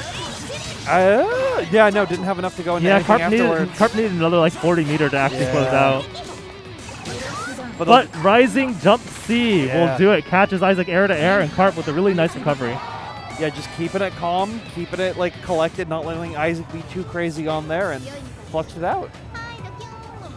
Yeah, so I mean, what we saw there was typical Isaac. Yes, yes. And very good adaptation from Carp. Yeah, being able to recognize exactly what was happening and what Carp wanted, or what Isaac wanted to bring to the table. And Carp did a really, really good job of just like shutting down a lot of the shenanigans. You still saw them being attempted, but it wasn't like when you saw them Isaac play Rakir.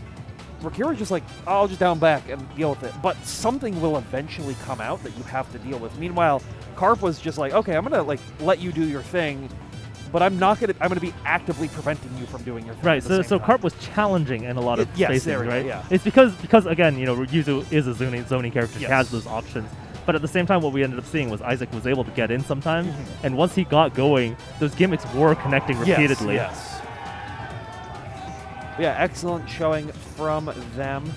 But Looks like our next match is sitting down here. it's gonna be Prem and White Beast sitting down. So it's going to be Elton versus Batista. Yes. I don't think White Beast would play anyone else. I think they have other characters, but I don't think they'd pull them out at this Yeah, point. I mean, I don't think we're seeing a Yuzu come out either. Well, why not? What's the worst that could happen? What is The the worst Prem that could Yuzu? happen? Yeah, what's the worst that could happen? We see Yuzu jump up and try to do a DP. All right, but staying hydrated right now. Drink water while you're at home. Keep hydrated. Keep that throat clear. I know we are. And we are getting into the thick of it right now. So, as a reminder for the folks at home, because I literally forgot until just now, we do have Matcherinos for all the games. Once you said that, I knew where this was going. Yeah. So if you haven't yet, check out the Matcherinos. If we have a command for them, make sure to press that up. Please check them out. Support these players. You know, for all the hard work, you can see the trials and tribulations that they're having to go through. Reward them for what they do for us. Yeah, for showing us all of their good and their bad here on stream. All right, getting into it now. It is indeed Batista versus Elton. Yep. No surprises here.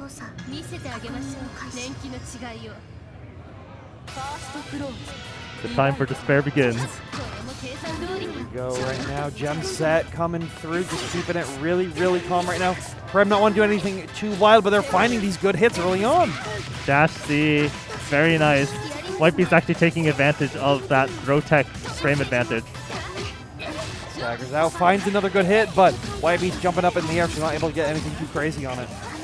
Batista, one of those characters who gets away with a lot of sort of strange, options because of the no counter hit state. Having said that, Prem showing off why he plays Elton. Yes. Really wanting to bring Melty Blood in whatever game that they can. And like with that high air mobility, being able to constantly try to mix up the opponent and finding good hits for it. You say bring Melty into whatever game you can, but Elton's not a Melty. You know what I mean. You know what I mean. Sorry. Really nice hit here from White Beast. Actually gets the side swap as well. Gets the grid crush. Just a good delay. Waiting out that sort of hesitation. You get that button from the defender. And White Beast now in a really, really good situation. Keeping it really calm. Tried to use Gunshot right there to close it out, but Bean just coming through from having to play defense right now. 14 seconds on the clock. The next Vorpal cycle will be the last one. Oh Prem my gets goodness! it! No way! No way! Huh? B grab from the top of the screen. Like that was like the biggest call at the play. And they saw that White Beast. There's not even an option if it whiffs. You can't CS that. I got grid broken. It's Prem. It's Prem. It's Prem. It's Prem. All right, here we go. Nice CS, just keeping it safe. Not able to find the opportunity to punish right there. So yeah, interesting. I think Prem was hoping to punish it with the button after shielding at that Yeah. height, because there's always the option to DP it if you can't. Here we go. Gunshot coming through. Nice CS Yeah. to stay safe there. Sometimes that's what you got to do. Oh, the air to air, but Batista jump C was already coming out. Yeah, being so active and so hard to deal with in the air attempts, even though Prem does like to go for those. I like that backdash, just recognizing the CS was going to come through, not trying to go for any aggressive gem sets. Well, you didn't have White the Beast cycle. doing a pretty good job of zoning here. I do feel actually like White Beast has been doing a very, very good job in the close range against Eltnum. Yes. And the lost last round may have actually been for trying to run too much. True. That is true. So I would like to see, you know, with this sort of life lead, maybe White Beast should just continue playing in this close range. Just close it out. Yeah. I think that's gonna. I think they're gonna be looking to stay a little bit more in that zoning game, as that is where Batiste is pretty comfortable being. Yeah, at. Batiste is absolutely comfortable in that range for sure. But you're now seeing the player being comfortable in the close range situation. So once Prem is able to get to them, they're willing to fight. They're willing to scramble. They're willing to get a little dirty down there in the fist fights. Yeah, I think White Beast's pacing has been working as well. Sort of, you know, we saw that grid crush just from waiting long enough for Prem to push the button. Yep. Oh, Prem's gonna get a combo off of the CX laser.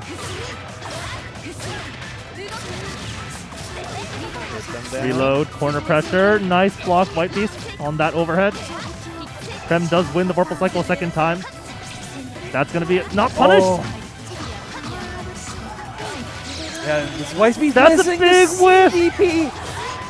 Good punish on there, no counter hit because this is Batista champion, but Prem still getting some big damage off of this. That's a 100-meter and damage swing off of just a whiffed input from White Beast. That might be the round. That's it. Yeah, that should do it. Being able to get this kind of conversion into the quick gunshot right there. Prem taking the first game. Oh, that is not how you want to lose a round. No. That's the type of loss that can really throw you off of your mental state. Yeah, and that's why you see right now White Beast just taking a breather, you know, just really relaxing. Need to get that out of, you know, get that last game out of your system. That game's over. You got a new one coming through, fresh palette. You got some ideas from it, but you can't let that momentum get to you. Yeah, I absolutely think that White Beast has actually been at advantage through every single round in this match so far. But Prem's just had those scramble opportunities coming through, and they're capitalizing. Prem has on won on scramble opportunities and missed inputs. Yes. See, even Prem's like they're shaking in their boots a little bit. They're like, I can't believe I was able to swing that one out. But yeah, I think, you know, Prem probably needs to try to think a little bit as well. Take that opportunity to try to figure out exactly what needs to change to actually make these approaches more functional. And you see, there we go, falling JA from White Beast now. Falling JA into the gem explosion as a combo. Nice blocking. Prem staying alive here. To now reset the pressure, but White Beast just immediately backdashes, and then it resets once again with the gem. Yeah, that's CS from Prem to try to figure out whether a throw was coming. There we go, gem set, but a good DP out of there. Prem was okay. Prem did win the Vorpal cycle. That backdash concerned me. 2A, 2A, 2A actually does connect on the second 2A. White Beast stood up for a moment. All right, yeah, just get the damage extension right now. Get the good reload. Stagger pressure. Unfortunately, the Vorpal cycle goes the way of White Beast, and now Prem has to be pretty careful. The 2A, not expecting to hit with it, doesn't get the convert. White Beast unable to get the conversion the other way either. Next hit will do it for Prem, and that's it. Full charge 5C catches the jump out. You see, once Prem got in that situation to make DP safe, White Beast was a little scared. They weren't exactly sure how they wanted to pilot, how they wanted to make that, try to make that comeback, and Prem just really capitalized on that. Yeah, I think it's quite unfortunate too, because White Beast was sitting on Vorpal the entire time at the end. But, you know, good challenge here. White Beast going to be able to get this knockdown in the corner. Not quite. Combo drop. And found a 3C. Whoa! Oh, they went for the double jump right there, but unfortunately wasn't able to. Spacing was not conducive to that. Yeah, it turned them around in the air as they were jumping up, but still found another drop from Prem. Really good opportunity for White Beast to capitalize. Here we go. Oh, the no-tech actually gets Prem out of the corner. Pretty good right now, but still finding some big damage off this hit right now. Into the C follow-up. Prem burning out most of the cycle. Very nice. No, Prem actually doesn't respect the CS flash kick. Yep. Had the A flash go out, just immediately spent C beam. Trying anything but EX cutting sync? Prem! At neutral?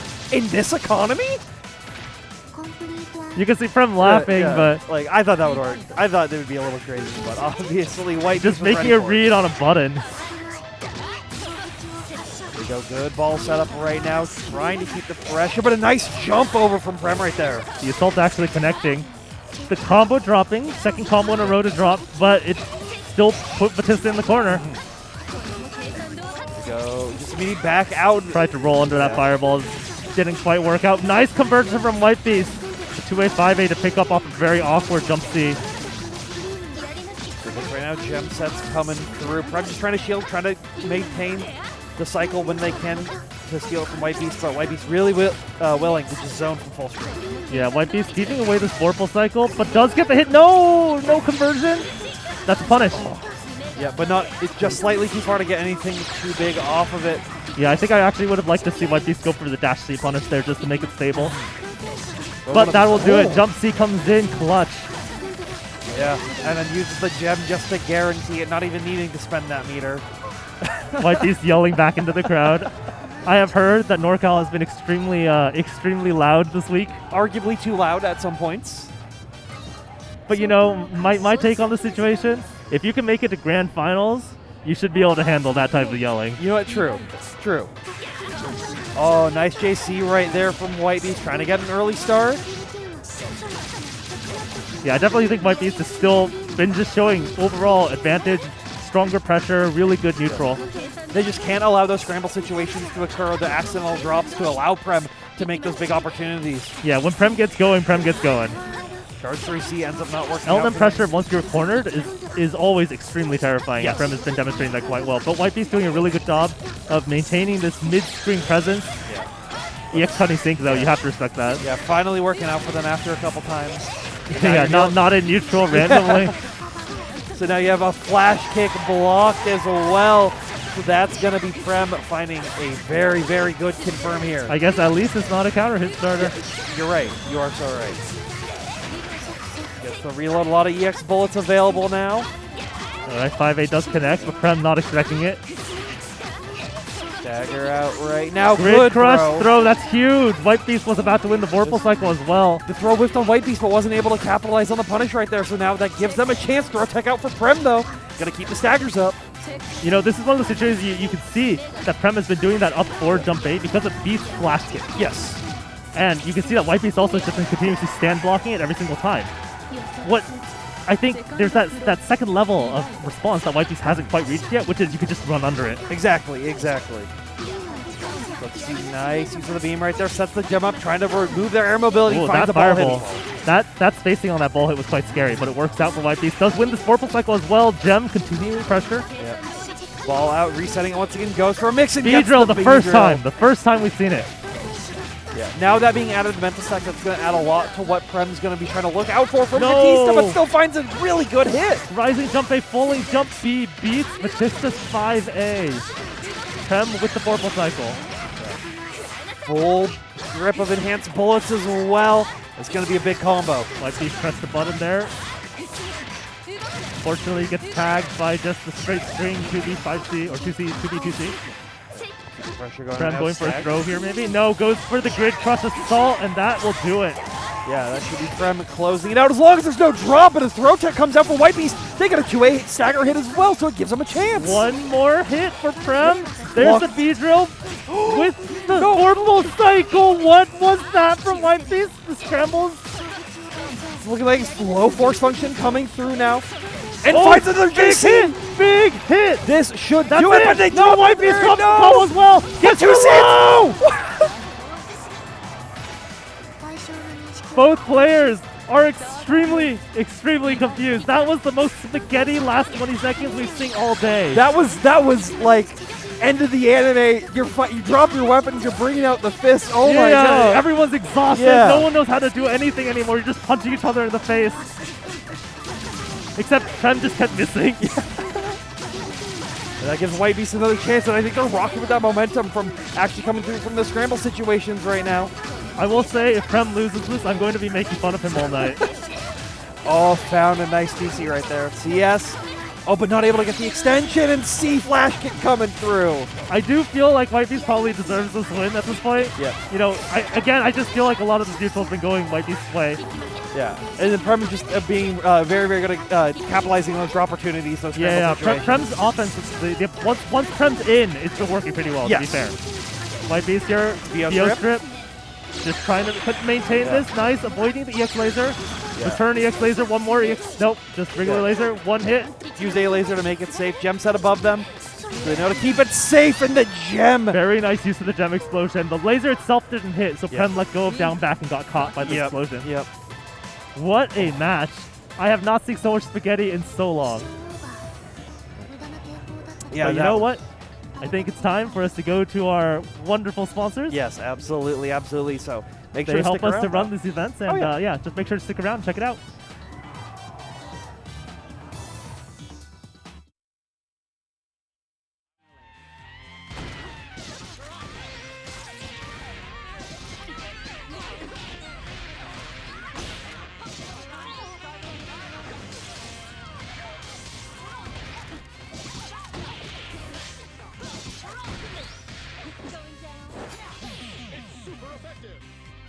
Now available in Skullgirls Mobile.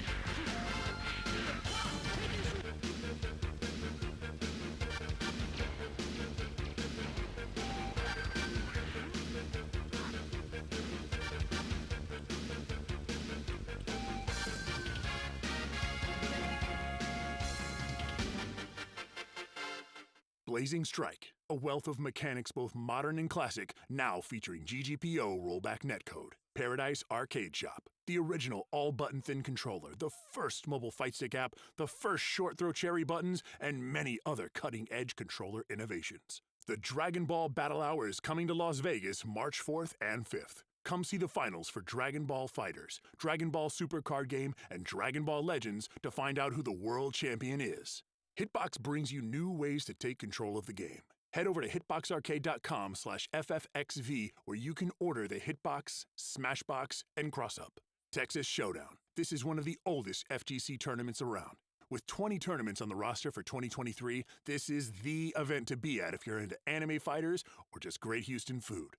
Super TSB, featuring 5 main tournament titles: Exert, Strive, BBCF, KOF 15, and DNF Duel. Homebrew Haven, presented by Butt69 and the Moorhead FGC, with $100 pot bonuses for all games. Turning Point, compete in Guilty Gear Strive, Tekken 7, or Super Smash Bros., and prepare for one of the first big Street Fighter 6 events of the summer. MDF, Magical Defense Force, is a magical girl action comedy kinetic novel. Features 9 chapters of a 24-chapter story and over 500 unique art assets. Is your fit cursed? Do you have no Riz? Fix this immediately with official Frosty Faustings merchandise. You're watching Frosty Faustings 15. Here's our schedule for today.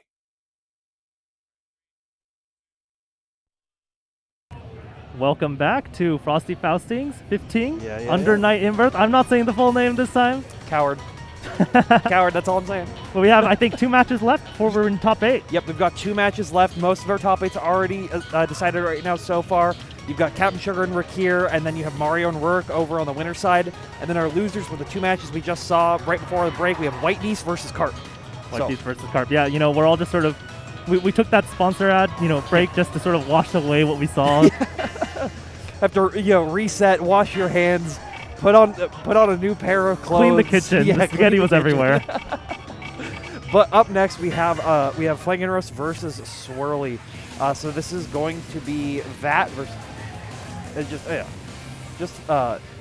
she's going to be Vat versus Hilda. Not bringing up the Wald steal on that one. I mean, understandably.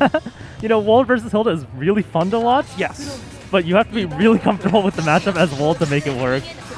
And Swirly right now finding an early hit on, but Flank just immediately backing off with the balls, just trying to zone out in the zoner matchup. And this is one of those matchups where it's pretty awkward also for Batista. Hilda generally is considered to have an advantage here just because of the fact that she zones really well in this. Yes, yeah. This is a matchup where Batista needs to somehow get in. And her approach game is not that strong. Let's see, try to use Air Force function to bait stuff out and just stalling in the air, but Whoa. Swirly's still meeting them with the Force function. Yeah, unfortunately the Force function takes so long, Batista just lands and punishes. Good jump out right Oh, there. nice. Oh, I thought that was going to be a flash kick actually to catch, but same. The gloom's I think, Flank might have been concerned about spacing. But you see one thing, Swirly recognized early on that Flank is just willing to take the gloom, so immediately going into the 50-50 there, tries to use the IC5C to close it out. Yeah, the 2-2 there going to connect as a low. And Swirly with a pretty commanding first game.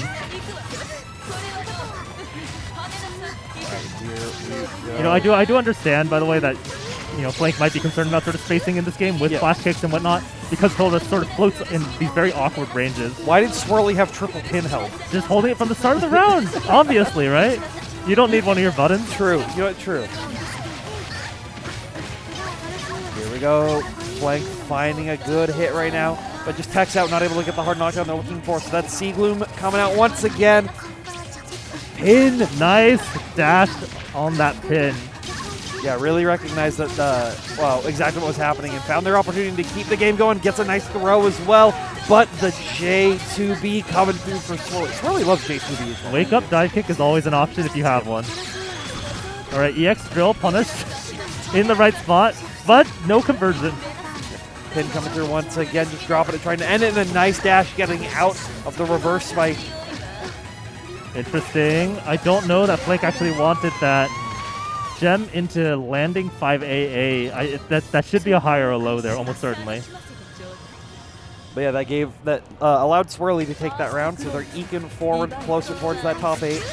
And now Skewers from full screen, just trying to zone out, and Flank gonna have to try to be a little bit more aggressive. Okay, gets the parry, but Batista can't really do anything in that spacing. Gets a blue shield at that range. Here we go, Gloom from behind, blocking it, blocks the overhead. And one of the things that I know a lot of people sort of get annoyed by when playing against Hilda is the Gloom is pretty RNG. Are you going to have to block it or not? Yeah. One of those is up to the Hilda player to fully capitalize on it. Once again, 50-50. Goes for the other overhead after whipping. The fake out low into the other overhead is always really scary to deal with. That one's actually significantly more reactable, though. If you survive the first string. Yeah, just teleporting around, trying to use the air mobility that Hilda has to really capitalize on Flank, being a little bit more passive. Yeah, and Flank's still sitting on this Vorpal cycle, but whether or not they get anything off of it, unfortunately not. Swirly just looking really dominant right now, looking in full control. Dash C, round start, that's a pretty decent option for Batista. Going to be able to put this Hilda into the corner. Here we go, gem set coming through, stagger out. Oh, the side swap gets the punish. That looked pretty awkward, actually, because the 2A connected airborne. That was such a fast reaction. Not able to finish it out. Air Force function, trying to create something. The homing EX. Actually, what do you want to call that one? EX drill. Yeah. Really coming through. Trying to bait them out with these overheads, trying to make them lose flash kick setup so they can go for more of these mix-up attempts in the air, but Flank really willing to just zone out. Flank actually in a really comfortable position now. Once Batista has the life lead, then the matchup becomes Batista favored.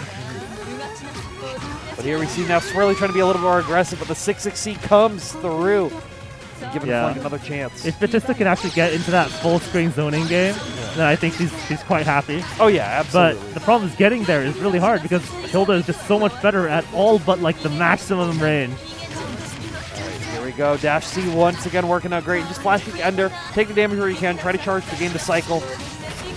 Yeah, I think Flank, trying to figure out whether to play at max screen or at point blank. Unfortunately, you have to play at point blank when you have the life deficit. Yeah.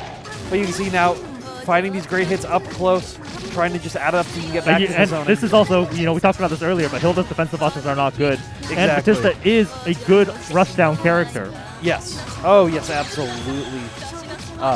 But you can really see Flank now just being a lot more comfortable. They went for the second throw, attempt to reset back to the mid-screen as well, and they'll use that to tie it up 1-1. Yeah, once Flank got into that corner and got that close-range pressure going, Hilda's life started draining away. Oh, yeah. And then, the knockout of the corner and then the full screen zoning to close out the game again. Very nice. It can be very, very scary. So that's why you're going to see Swirly really looking to capitalize on a full snowball game plan. But this zoning working out great. Yeah, laser fireball. But here we go. Nice delay stagger right there. Trying to go for some Gets pranks. The grid crush assault. Very nice decision making from Flank. but not able to get the full extension on the combo, so they'll just reset into the zoning game, and this is where they want to be. Ball coming through to allow them to be a little safer. Flake just trying to avoid getting hit by the 3D. Tries to get the overhead once again, trying to force Swirly to do something crazy, but Swirly already immediately adapting, ready to block it. Finding a good hit afterwards as well. Going to get a great pin set in the Gloom. Nice defense here from Flank. Unfortunately, gets hit by pin. Yeah, I was just trying to drop that pin to get it to have more options, and the Gloom ended up saving them.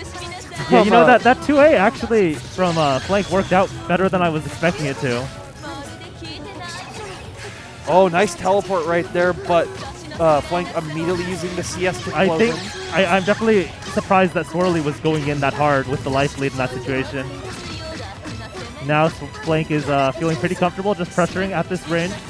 Unfortunately pushed into the range where Hilda's buttons are better. Yep. Oh, but the pin doesn't connect. It wasn't held for long enough. It was force function. Yeah. Still having to get into that scramble situation afterwards can always be so scary, especially versus a Batista. One flash kick and you're dead. Yeah, but you have to be a little bit concerned though, because of the fact that spacing, we saw that, you know, Batista was doing a pretty good job holding pressure, had the life lead in the corner. Hilda played into that spacing for some reason. And then Batista pushed herself back out and immediately got punished by B button. Yeah. So nice confirmation right there from Flank as well, finally finding these big hits. Good mid-screen pressure here from Flank. Gets the throw, very nice. Going to dash C because that's actually the only option Batista has to close the gap off her throw. Yeah, and wanting to find this extra damage so they can be more comfortable when they get into the drill a little later. But yeah, EX Drill should actually just close it out here. Not quite. One more chance for Swirly, but with an 85% life deficit, this is going to be pretty rough. Yeah. TRM to close out. Oh, this is so close. It is neck and neck here. C-beam at the get-go. Laser round start. And the parries to bait out the skewers Parry immediately bait out afterwards. regular skewer and EX skewer. Oh my goodness. Like just holding the parry and not canceling it. Baits out the VO, but doesn't. What? So now Swirly has full access to VO here. So you're going to see the Gloom set, just try to make it safe. Gets to keep their own pressure going, and now resetting a little bit Unfortunately, further. that Gloom didn't quite work out the way Swirly wanted and was unable to capitalize off of it properly. However, it does get the low here. Yeah. Not a real combo. Flank does block pin. Sitting on Vorpal, going to be able to get the shield. Dash C once again. Dash C has just been working out. And into the C drill, just get the extension all the way to bring him into the corner. Gem set to force him to block, but VO's out. No overheads, thank you. There's the mix-up. Yeah. Swirly without any meter does have Vorpal, but just going to be able to even everything up here. CS? Goes or low. sorry, not CS, yes. 50-50, there you go. Just teleport immediately went low, and Swirly is excited for that top 8 right there. That was a... I wouldn't say it's a necessary place to do the 50-50, but that was a very, very important place that it actually It was an done. important place to do it, and you had seen, like, from frame 1 on the game, Swirly realized, oh, I can get away with Flank this. doesn't know that the mid-screens I'm doing aren't real. They don't know, and even if they do know, they don't know the options of how to beat them. Absolutely. So they were able to just continuously use it over and over and over again, getting a ton of free hits, and, you know, sometimes they could not know it, and you can guess right the entire time, but in this stage, at this time of night, I'm not guessing right. So I just want to point out, though, I think Flank had meter there at the end. Yes, they did. They had I want to say they had meter. And if you have meter, EX Flash actually just beats that straight. Yes, it does, but it's one of those tournament nerves things. You might not have realized, like, oh shoot, I actually did have the meter. Yeah. Well, but the thing is, even if you don't have the meter, regular Flash Kick does beat it. But it just trades. You trade. That's fair. Yeah. But trading to get out of a 50-50, I think is actually quite fair. Yeah. I agree. Yeah. The main thing though there is like the fact that Swirly actually had the Vorpal cycle too. Yes. So be able to get the regens. Yeah. You have to be really careful about a lot of these things. So it worked out. I think that was a really close game. Yes, it was very, very close. You know, definitely a lot less scrambly than the previous ones we saw, but... I don't know which game you're talking about. I don't remember any of this. The answer is yes. What game we're talking about? Absolutely. Yes. But we've got our final match of, at least of this chunk of it, right before top 8. We're going to have Star versus Lunar. So yeah, only one of these two players will be making it, and this is going to be the final deciding match for top 8. Currently in top 8, we've already got... Which characters do we have? Let me see. We have Linne, we have Enkidu, Wagner, Yuzu. We just got Hilda. Yep. We have Batista. And another user. And another user, Yep. yes. And so our last one is going to be one of these two. Aurier or Gord. I'm assuming this is a button check with the Hyde and Lene picks coming through. I know Star was talking about they were having some like weird controller issues right before their pools. Oh, that's not good. Like I know they were messing with it, so hopefully it's nothing too crazy, but obviously just getting ready to get used to it. This is also like storyline-wise a little interesting of a matchup between these two. So like Star has been consistently at basically every event they've gone to. I think they've made top 8 for Under Night. Oh, okay. And so it's been very consistent, and I think, I want to say if I remember correctly, Frosty's last year was their first top 8. So I think they're looking to make that kind of run back. They're trying to get that spot again, trying to, redeem the controller disconnect that happened versus them of Mario. I remember, like, that was, oh my goodness. And then Lunar has been consistently, they've been playing, they've been doing very well in Type Lumina, like, it's 7th at EVO or something like that. Like, a very, very crazy run. But they have been, like, consistently just missing Under Night top 8s. They've been just like, oh, so close. So I know he's been really wanting to try to like eke forward and make that top 8, finally get that breakthrough that he's been looking for in this game specifically. But unfortunately, only one of these two is going to actually make it into top 8 here. Yeah, so we will have to see who that's going to be. Gordeau versus Aurier here in the last match. Star finds the 6-6 seed. Straight through 2-2. Here we go. Nice. Gets the Asim. Going to be keeping them down. And finds the 5A as well. Checking them. Star. Lunar not quite respecting this 5B whiff timing. Yeah. And Star going to be able to capitalize as much of it as they possibly can here. Put him down. One more hit. Yeah, and while maintaining the cycle as well, so goes for the overhead, but Lunar finds the opportunity to mash up, but not able to get a big crazy confirm. It was a good fuzzy timing from Lunar. 5A does beat the Reaper. Yeah. This ain't BB tag. You weren't prepared for it. No Persona blocking him there. So yeah, that wasn't even a counter hit. No, Star just got hit. Yeah, so Star I think was just expecting to be holding the Persona right there, but it was too delayed on it, just like right again there. And so Lunar was able to find a good hit. There's a CS on deck here. Yeah, I was going to say, that's almost certainly just going to be guard canceled. Which you see, but finds the overhead now, but still dropping the combo, but getting That's it. The reset 2A is actually going to do more damage. Oh my goodness. Star almost had, they were looking so dominant in the early stages of that game right there, but Lunar was immediately able to take it back. So now you can see, oh, good Divine Thruster right there. And nice assault, gets over jump A. Star going to be able to push Lunar into the corner again. You know, the entire last game took place in the right side corner. Yep, and that's where Star wants to be, but this time they want to try to make that comeback.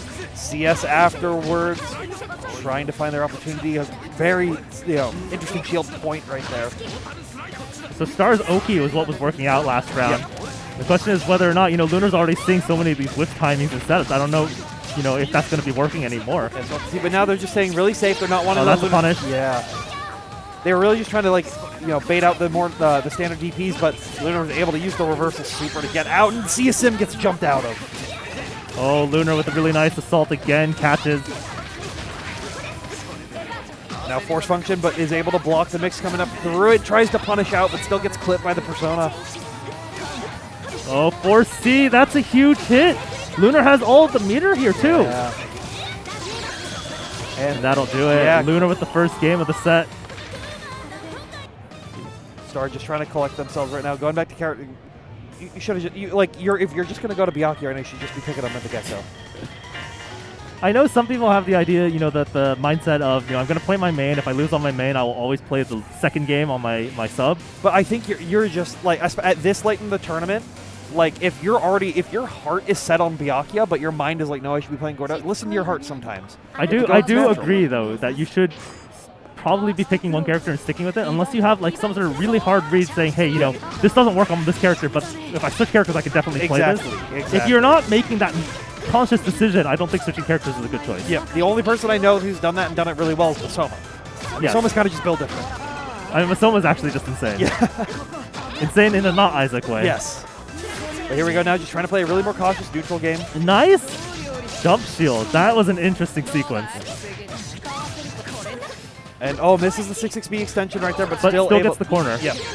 Unfortunately gets hit here. Oh, interesting. Lunar missing the combo as well. Gets it up back by accident. And you see Star trying to use some, I believe they're trying to use some aggressive OSs right there, so they're getting some accidental whiff throws coming out.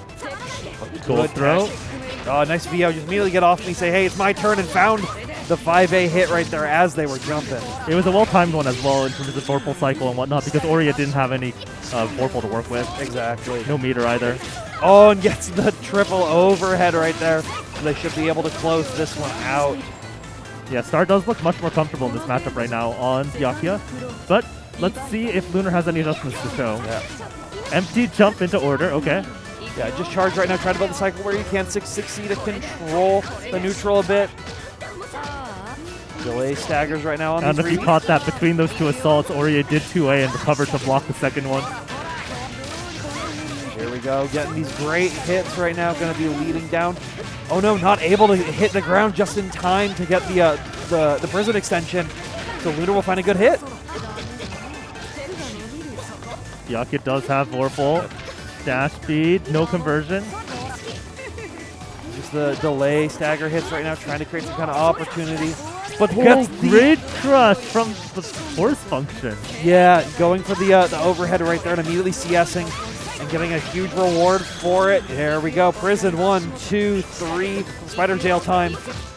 Gets the timing wasn't right enough to be able to get a standard throw off. The gold throw comes Nice through. VO from Lunar. Oh my goodness, almost gets the conversion off of that. Instead, Yeah. actually gets a better hit. Run up 5A. This is so much damage. And into the IWEX right at the very end. This should This kill. Oh, actually, I think this kills. yeah. Yeah. Because IWEX is min almost 1,000, so.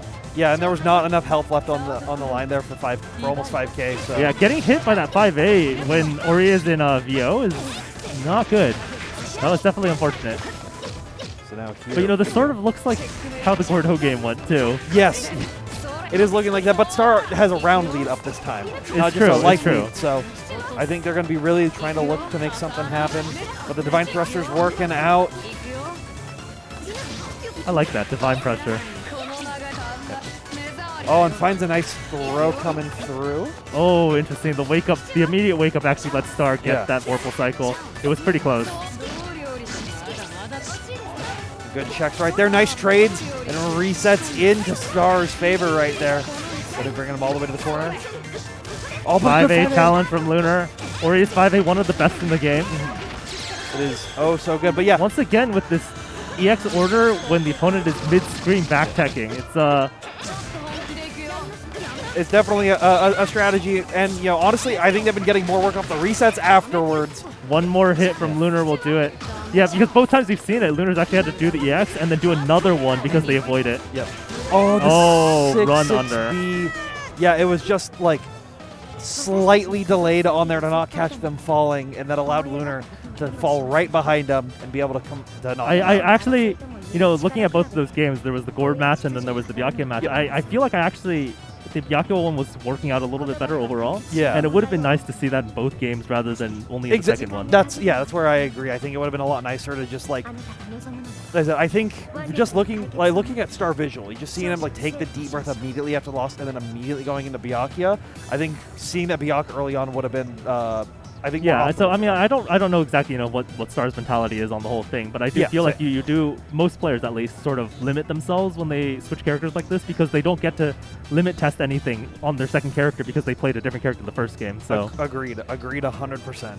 but yeah, so up next will be Under Night Top 8 after a short break. Yep, after a quick little short break, but we've got a bunch of exciting matches, and you know, so I'm trying to think. There's only 2 repeat characters as far as I'm aware. Yeah, It's Yuzu. just Yuzus, right? Yeah, we have 2 Yuzus. Yeah, And I think, is that it? that's it. Yeah, because everyone else is Hilda Aurea, Yuzu. Yeah, it's Yuzu, Linne, Enkidu, Wagner, Batista, Aurea. That's a good top 8. That's a 7-character top 8. That's what I like pretty to good, see. yeah. And the fact that both Yuzus made it was also, you know, this is actually pretty rare. I don't think you typically see 2 Yuzus in top 8. Oh yeah, So- it's definitely very uncommon. So fantastic to see. I know I'll be front row in the crowd watching the rest of this top 8, and I hope to see all of y'all there. So Yep, stick Uh, around. We'll yeah. be back shortly with different commentators. yes.